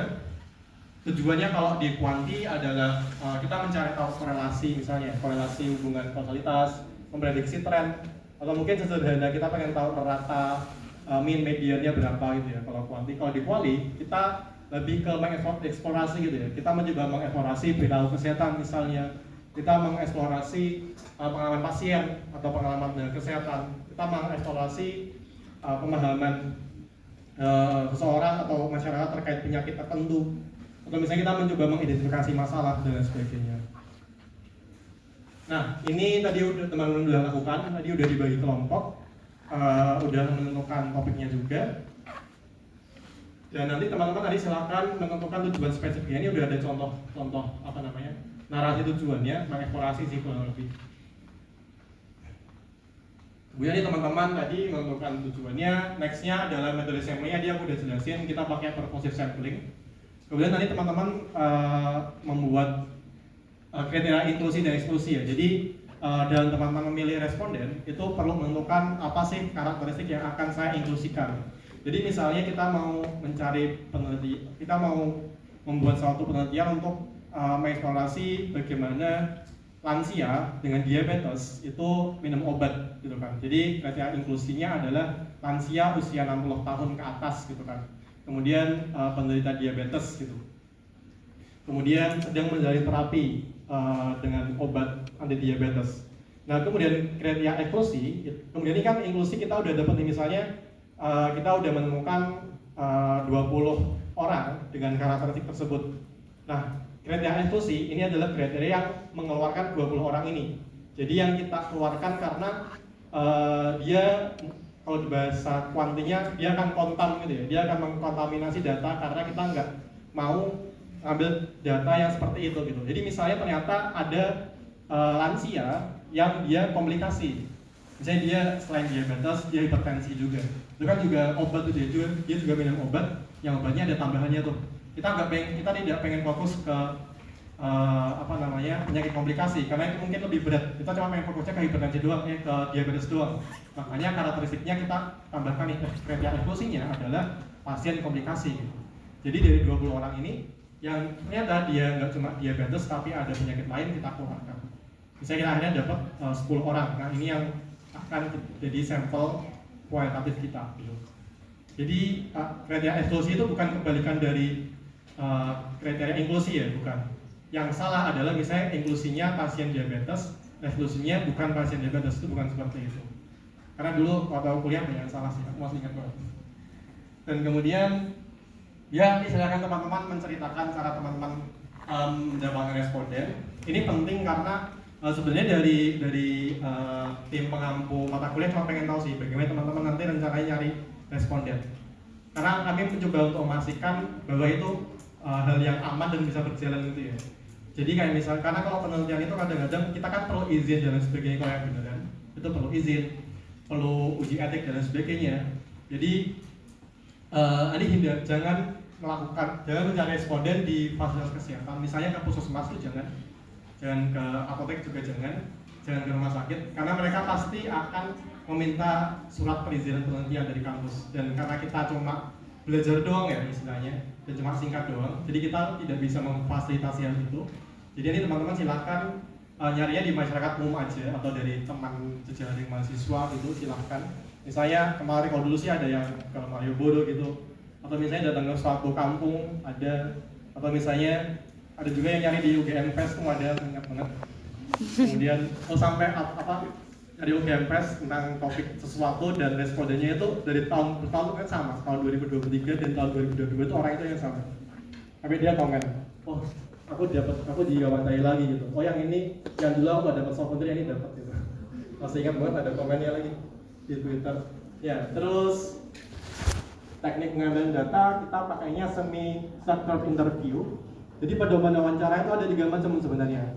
Yang pertama itu yang structured, yang terstruktur, itu biasanya digunakan di quanti. Jadi survei misalnya ini ya, medication adherence rating scale mana nih? Nah ini medication adherence rating scale ini kan sebenarnya kan pertanyaan ya, daftar pertanyaan 10 dan dia sudah apa ya, udah fix 10 itu gak bisa ditambah-tambah lagi, dan gak bisa ditambahin, gak bisa dikurangin, gak bisa diubah-ubah narasinya. Itu terstruktur dan itu nggak kita pakai yang semi terstruktur.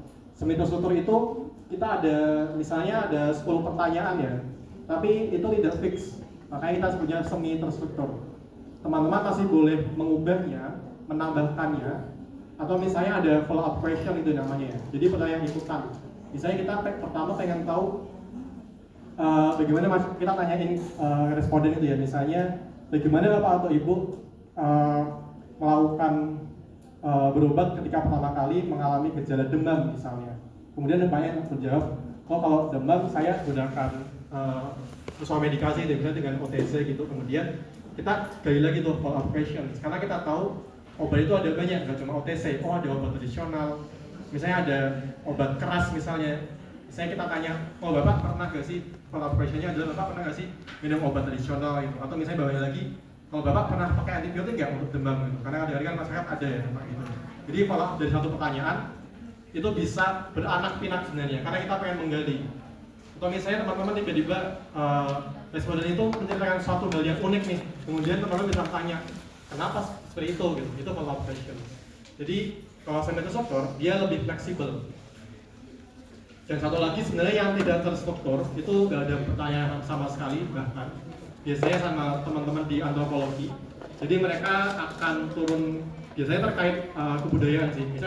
Misalnya peneliti antropologi datang ke suatu lapangan, tinggal selama 6 bulan di masyarakat adat, dan dia akan peneliti selama itu, tapi nggak ada pedoman wawancaranya, benar-benar kayak hidup sehari-hari. Itu kalau yang non struktur. Nah kemudian nanti teman-teman menyiapkan data pertanyaannya.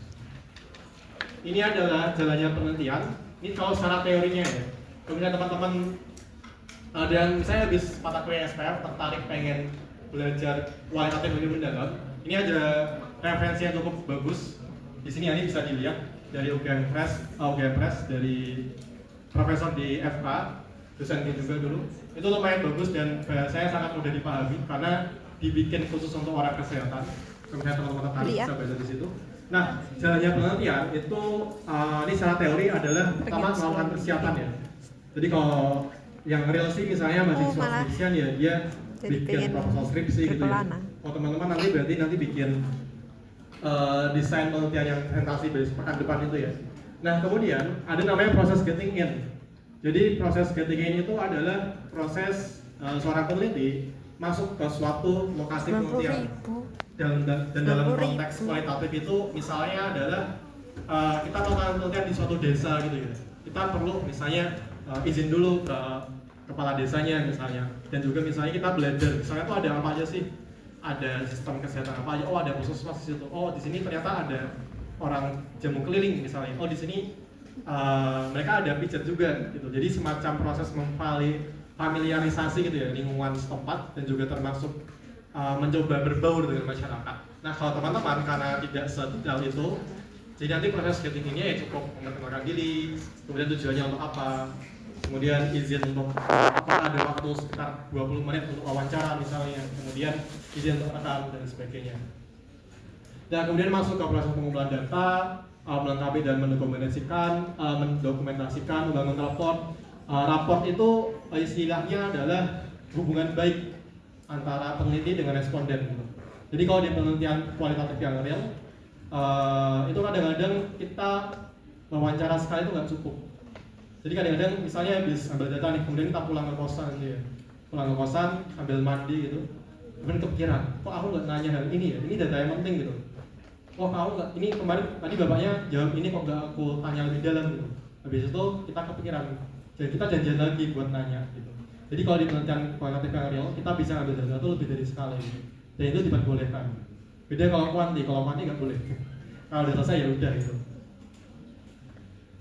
Itu namanya raport. Nah, kalau teman-teman karena ini cuma belajar nggak perlu sampai segitunya. Nah, kemudian kita mengakhiri penelitian. Next. Kemudian analisisnya. Jadi ini tahapan secara teorinya. Jadi bahkan sebenarnya analisis kualitatif itu dimulai sebelum penelitian itu berjalan gitu. Dari sebelum penelitian itu ada studi pendahuluan dan data sekunder. Jadi pentingnya di kualitatif adalah kita perlu paham konteks yang kita teliti gitu. Jadi sama sih kalau kuantitatif juga sama, tapi kalau di kualitatif ini lebih penting lagi dibandingkan kuanti. Karena instrumen penelitian kualitatif itu diri kita sendiri teman-teman. Beda dengan kalau teman-teman praktikum gitu ya, instrumennya kan ya alat di lab gitu kan. Nah kalau kuali, instrumennya itu diri kita sendiri. Karena kita yang nanya, kita yang kasih pertanyaan lanjutan, kita yang mencoba memahami responden. Jadi kita adalah instrumennya. Karenanya penting untuk memahami konteks penelitian itu. Jadi teman-teman kalau nanti misalnya ada, ini kan udah dibagi ya, misalnya ada yang dapat topik terkait nyeri haid, berarti juga harus tahu dong, harus belajar terutama kalau laki-laki ya. Tadi untung nggak ada, kalau di kelas lain ada. Jadi kalau misalnya dapat topik nyeri haid, berarti kita harus tahu obat nyeri haid itu apa aja. Mungkin kalau perempuan udah tahu ya, mungkin kalau laki-laki harus belajar dulu. Jadi seperti itu. Jadi jangan sampai kita bertanya, tapi kita sama sekali nggak tahu sebenarnya. Karena kita bukan suatu audiens, kita bukan orang awam yang bertanya untuk nyari tahu, tapi kita adalah peneliti yang kita udah tahu banyak konsepnya dan kita pengen memastikan di masyarakat apakah betul demikian atau enggak gitu. Jadi bedanya itu, kita harus tahu konteksnya dulu. Makanya kita ada studi pendahuluan, atau juga misalnya kita nyari data sekunder, misalnya kita pengen tahu angkanya seperti apa, persentasenya ada berapa pasien dan sebagainya. Nah kemudian kita mulai masuk ke pengumpulan data dengan wawancara dan kita menggunakan alat rekam ya. Ini teman-teman bisa pakai HP atau misalnya Zoom juga boleh. Misalnya respondennya jauh di luar Jawa, misalnya saudara dan sebagainya, silakan pakai Zoom. Kemudian ada namanya pengorganisasian data. Jadi rekaman itu nanti teman-teman bikin transkrip verbatim. Tadi kan udah dijelasin dia semacam kayak drama sih, kayak teks drama itu. Jadi penanyanya nanya apa, kemudian respondennya jawab apa, dan itu verbatim. Verbatim itu word by word, bukan kayak intinya aja tuh enggak. Jadi bukan seperti teman-teman dalam nyatat atau kuliah itu kan intinya doang kan ya, bukan apa yang saya katakan ditulis word by word itu enggak. Jadi di sini kita pakai transkrip verbatim. Nah kemudian kita masuk ke kategorisasi data. Jadi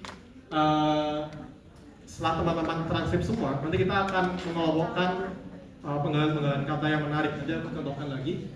Nah kemudian kita masuk ke tahap analisis data. Jadi ada namanya reduksi data. Jadi kita punya banyak sekali data teks gitu ya. Misalnya biasanya kalau aku wawancara 1 jam itu bisa sampai 20-30 lembar. Wah. Itu banyak banget. Dan misalnya kita respondennya ada 18, silakan dikali 20 kali 18. Itu banyak sekali.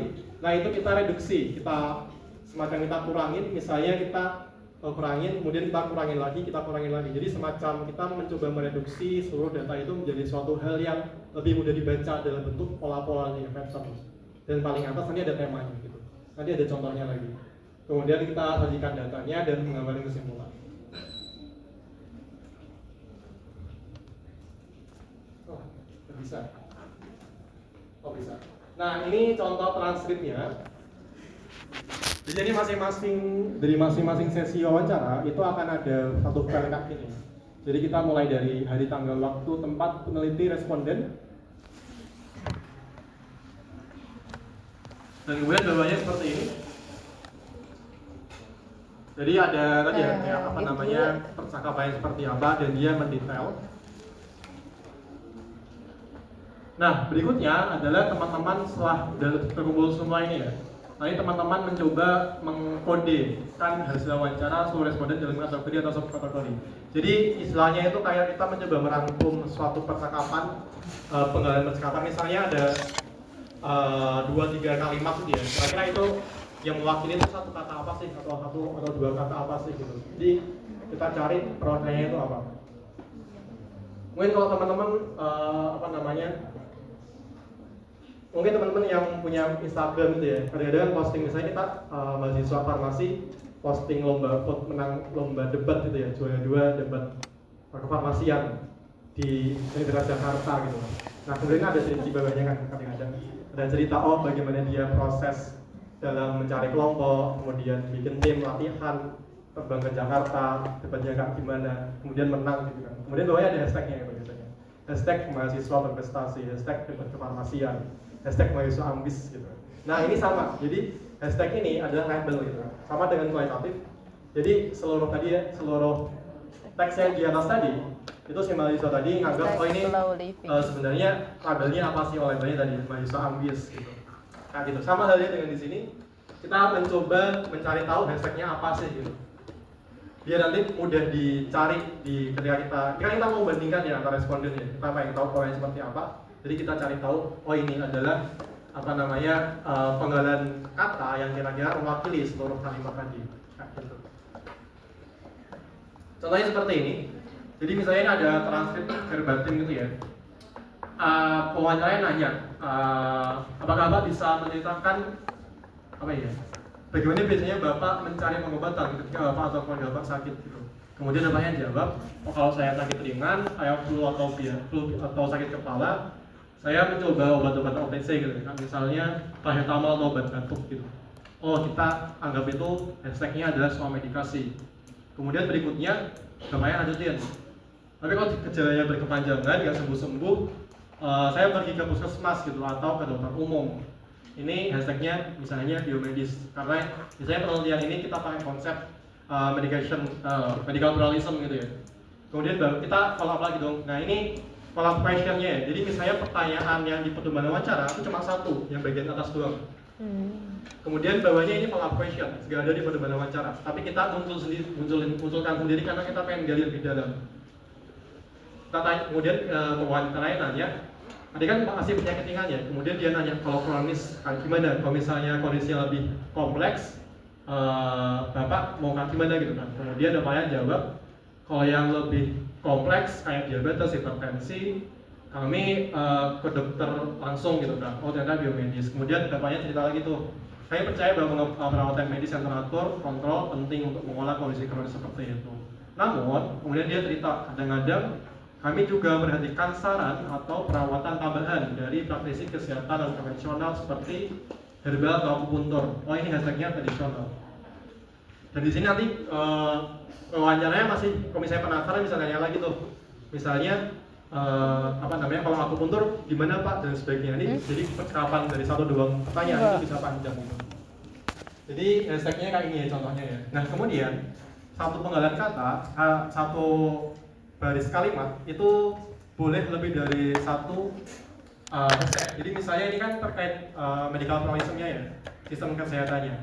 Misalnya kita juga pengen kelompokin itu dari jenis penyakitnya gitu. Ternyata yang atas itu baru penyakit ringan, kemudian bawahnya bahas terkait penyakit ringan berkepanjangan, bawahnya penyakit kronis, bawahnya ternyata tradisional komplementer gitu. Jadi kita boleh untuk memberikan label lebih dari satu. Nah kemudian kita masuk ketika ini udah di coding semua ya. Namanya kan proses coding ya. Namanya proses coding yang memberikan label ini. Proses berikutnya adalah kita bikin kompilasi transkrip. Nah ini teman-teman juga bakal lampirkan juga di laporannya. Jadi di sini ada, kita pakai tabel aja. Di sini ada nomor, di sini pertanyaannya. Kemudian ini adalah jawaban dari responden. Dan ini udah dipenggal itu ya, yang spesifik ke data-data yang penting. Nah kemudian sebelahnya ini adalah istilahnya bagian teman-teman dalam mereduksi datanya gitu. Jadi ini ada kategori, misalnya ini masih terkait persepsi, ini pertanyaannya terkait persepsi Anda tentang individu dengan gangguan mental gitu. Jadi ini adalah kategori paling atas adalah terkait persepsi masyarakat. Terus bawahnya ada persepsi terhadap individu dengan mental illness. Nah bawahnya ada temuannya lagi. Jadi kode yang paling bawahnya adalah temuan. Misalnya di sini ada macam-macam nih. Ada responden yang dia berpikir positif dan biasa aja dengan penderita gangguan mental. Ada yang merasa kasihan dan prihatin. Kemudian ada yang menganggap penderita gangguan mental butuh bantuan orang lain dan sebagainya. Jadi findingnya apa saja gitu. Dari 18 responden tadi, kira-kira ada apa aja sih yang muncul gitu. Dan kemudian ini dari kelompok lain yang ini. Yang kelompok ini lebih bagus lagi, dia juga memberikan responden mana aja sih yang menjawab itu. Jadi ini silakan teman-teman bikin seperti itu. Tapi hari tambahkan kira-kira yang jawab poin ini responden mana aja sih, R1, R2 misalnya, yang ini R3 dan seterusnya gitu. Seperti itu. Nah kemudian ya ini kembali lagi teorinya ya. Jadi coding itu sebenarnya ada dua versi teman-teman. Ada coding yang induktif, ada coding yang deduktif. Aku jelasin yang enggak teman-teman pakai. Ini induktif. Jadi kalau induktif itu benar-benar dari nol gitu ya.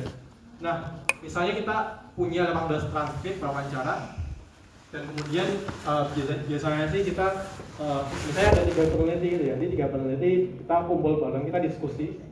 Kira-kira ada temuan finding apa sih yang penting gitu kan. Kemudian kita main pakai Stabilo gitu. Kita coret-coret. Kemudian kita kelompokkan. Jadi semacam kalau dulu sih sebelum ada aplikasi itu kita gunting-gunting ya, apa namanya, ada transkrip, kita gunting-gunting tuh info-info yang penting kita gunting, kemudian kita taruh di satu tempat, kemudian kita kayak semacam main pengelompokan gitu, kita mainkan gitu. Kalau dulu sebelum ada aplikasi mungkin tahun 2000-an awal kan gitu. Ini yang apa namanya, yang induktif. Kemudian baru kita mendapatkan kode-kodenya. Kita nggak pakai ini, yang kita pakai adalah deduktif. Kita mulai dari kodenya dulu. Nah, kodenya ini kita tentukan sebelum analisis gitu. Dan ini teman-teman bisa menggunakan teori-teori SPF. Kayak misalnya medical pluralism, ada macamnya, ada apa aja tadi ya. Atau misalnya teman-teman mau mulai dari stigma gitu kan. Stigma ada apa sih macamnya gitu. Kemudian mungkin teman-teman cari referensi lain gitu ya. Ternyata ada nih peneliti yang memberikan macam stigma itu penyebabnya karena apa sih gitu, dan sebagainya. Atau misalnya selain stigma, kita pengen tahu bagaimana bentuk dukungan sosialnya, dukungan keluarga, ada yang mendukung dan bentuknya seperti apa macamnya gitu. Jadi teman-teman udah menentukan dari awal dulu, baru di coding gitu. Kita baru nyari di teksnya kira-kira yang mana aja kan gitu. Nah ini misalnya contohnya ini ya. Jadi sebenarnya coding itu seperti, dan proses reduksi data itu seperti kita bikin pohon klasifikasi gitu ya. Dari ibunya tuh misalnya paling besar gitu ya, temanya apa, misalnya di sini hubungan sosial, tema yang paling besar hubungan sosial. Kemudian bawahnya itu ada apa sih macamnya, misalnya di sini bawahnya itu ada hubungan keluarga yang berkelanjutan, kemudian ada hubungan partisipasi keluarga yang terbatas, kemudian ada yang bahas terkait caregiver burden. Kemudian yang bagian ini yang dukungan keluarga itu bawahnya apa lagi gitu. Jadi kayak semacam pohon klasifikasi bentuk proses reduksi. Tapi dibalik, kalau prosesnya kan kita dari data yang besar dulu tuh, kemudian naik gitu. Jadi seperti ini contoh reduksi hasilnya. Nah kemudian setelah kita mendapatkan tadi ya, udah kita reduksi datanya, kita tulis di laporan. Kita biasanya menampilkannya dengan narasi hasil gitu ya.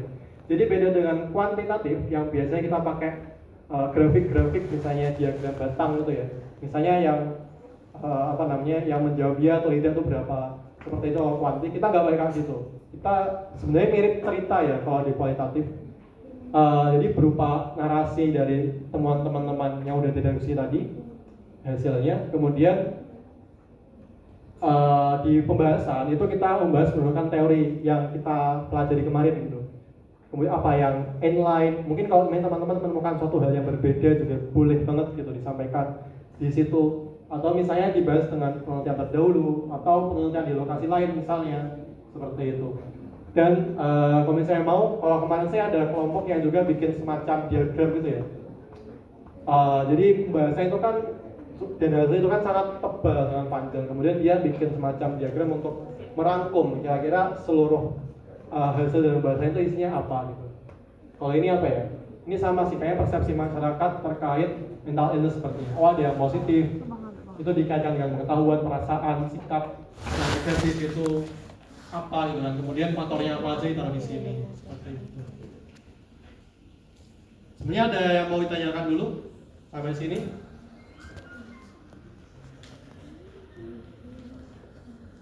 Ini sampai jam berapa? 5 menit lagi, oke. Cepat sekali.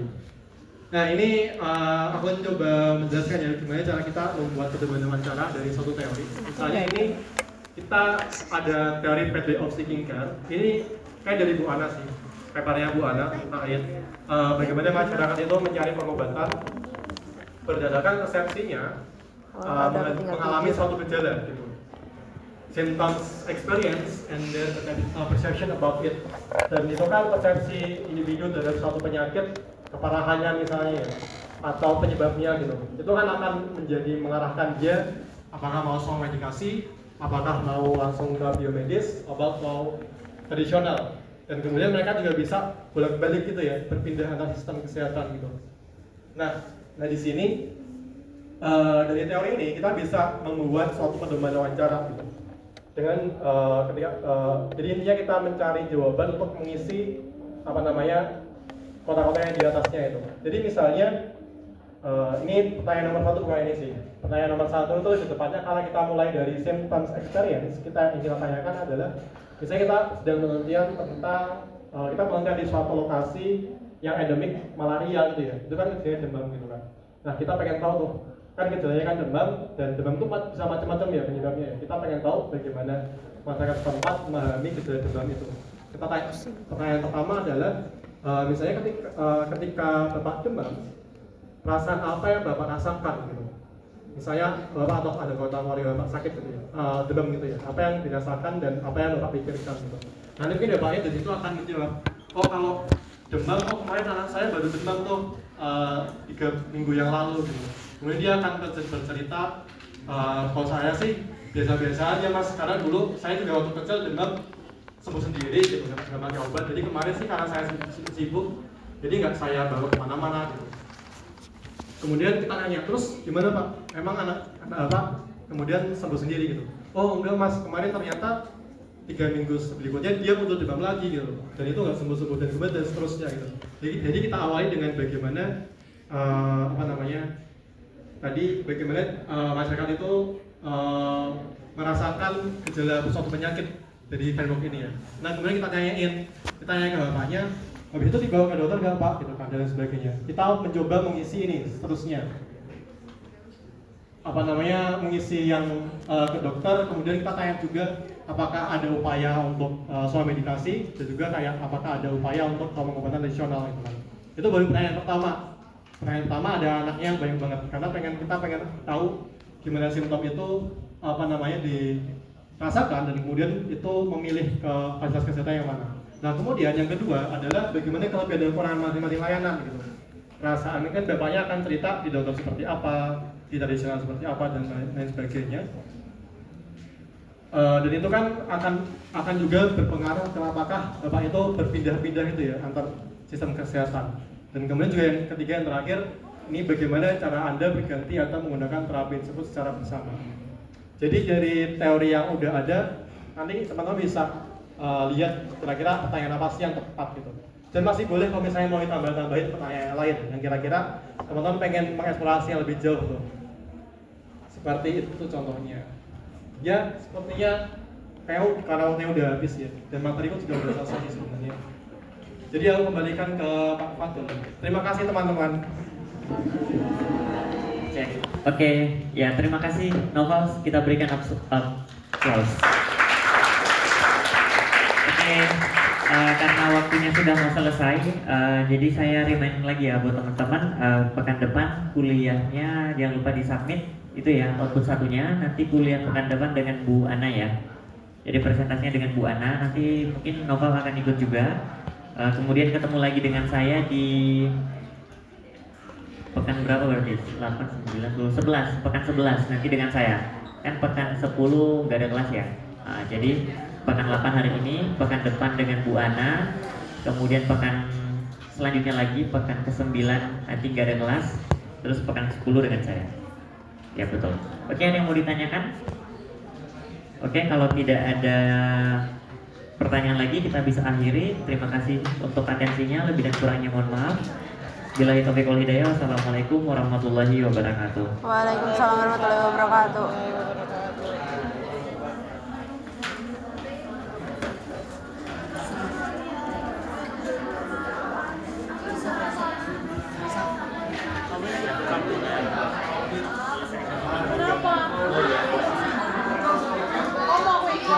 Gila. Terus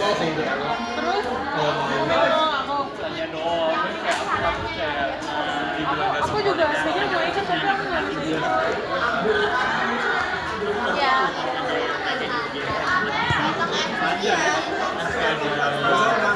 Dan mereka ada yang sambat juga.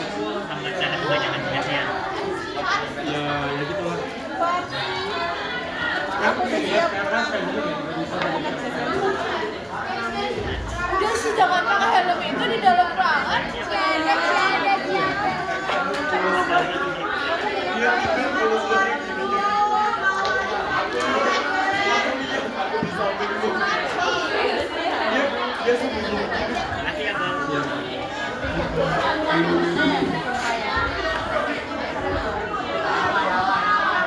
Anjir mau. Astagfirullah. Iya apa sih? Mau. Sumpah aku pengen tuh tapi kayak beliau tuh yang kontak terus gitu loh Apa cuy? Bener kan? Apa yang kamu mauin? Dan tadi dia tuh kayak untung ganteng gitu. Apa? Teman-teman bisa menang waktunya sebentar. Arda, ayo kerja. Apa yang kamu mauin? Teman-teman tolong dong. 5 menit. Jangan 5 menit. Gini loh. Bagaimana tantangannya? Ada yang silent. Oke. Halo teman-teman. Mari bapak-bapak, ibu-ibu sekalian, bapak-bapak, ibu-ibu, silakan, bapak. Oh. Ya di sini.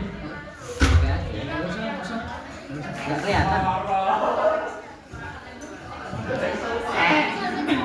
Kalau mau cepat diam.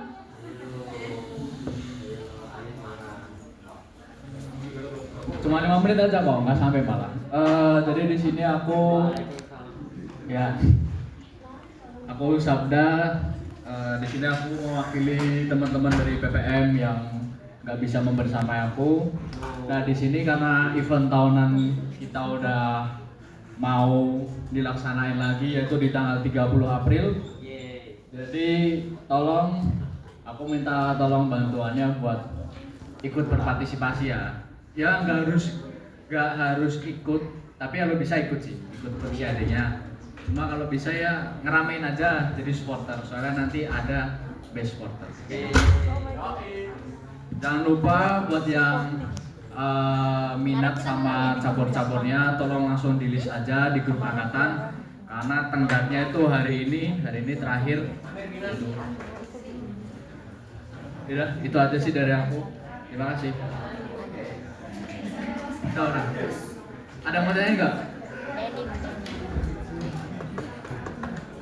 Oh iya, buat Kucil, buat cabur-cabur yang putri, tolong diramein ya. Soalnya itu masih kosong di listnya. Terima kasih. Joyce, Futsal, Joyce, Anissa, Joyce, Sheila, Anissa Peham, mana Anissa Peham? Oi, Futsal, Dwi Sheila juga.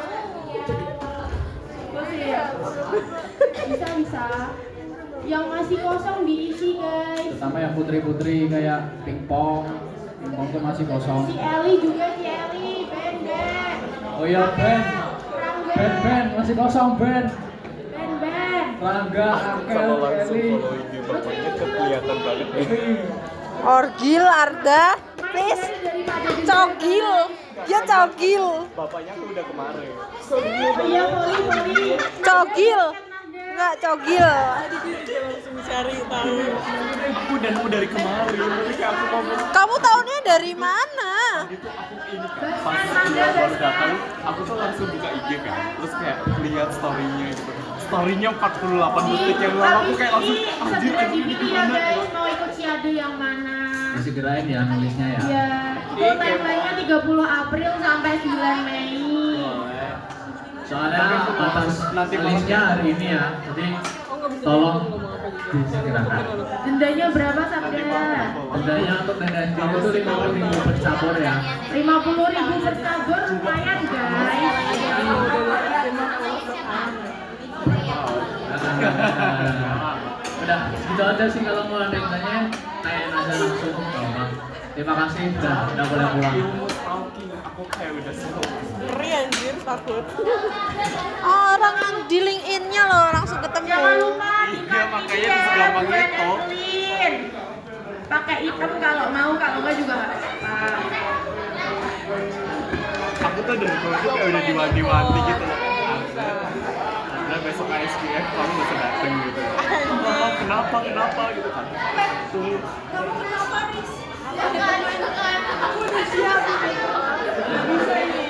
Ada asdos kenapa lo terus kenapa gitu. Melindungi diri dari Anda. Kebuki dari Anda. Ada asdos gitu kayak lo terus kenapa emang yang asdos gitu kan. Aku lo dia.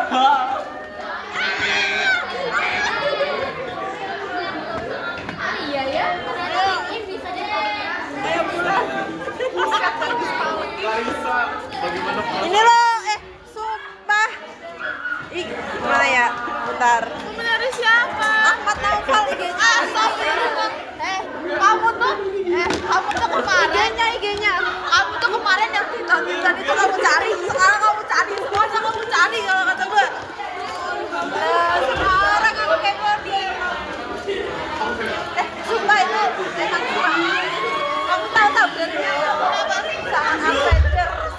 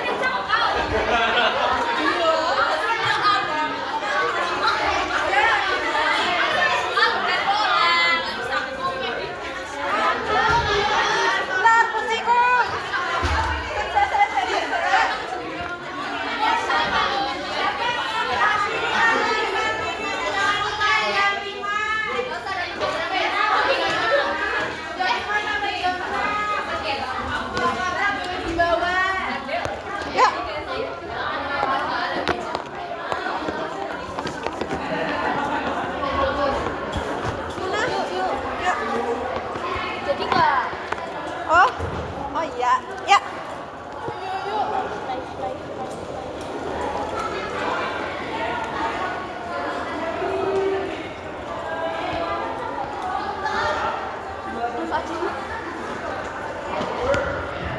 Kalau mau ngedit. Siapa tuh? Kita buat nanti juga.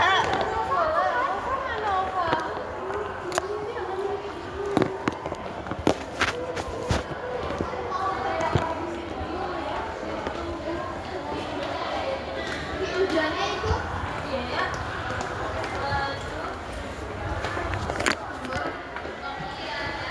Aku nggak punya TikTok ya.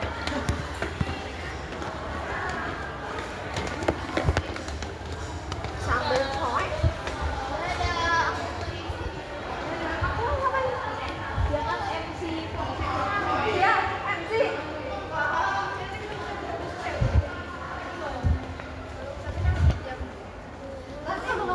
Kalau dia tidak membalas.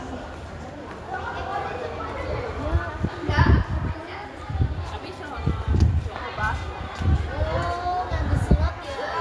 Kenapa nggak daftar?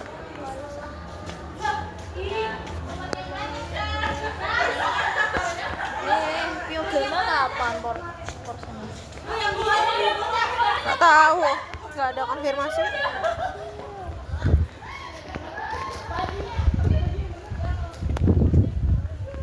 Sumpah hujan gini. Gimana?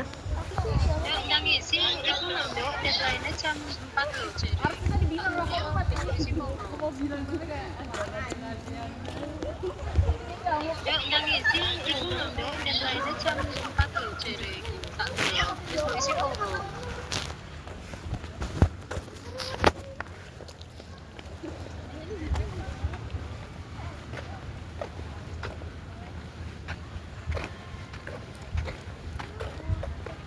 Kamu dapetnya apa? Kamu dia berapa sih? Dia 2. persepsi masyarakat tentang kesehatan. Kesehatan. Enggak. Ada yang banyak tidur pakai masih lagi. Kalau mau ganti bisa gitu. Cuma ada yang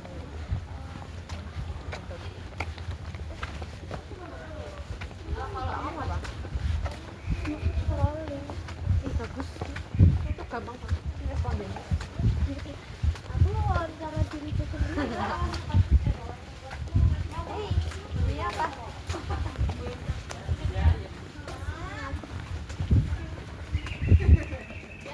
Masnya keren banget. Apa? Masnya?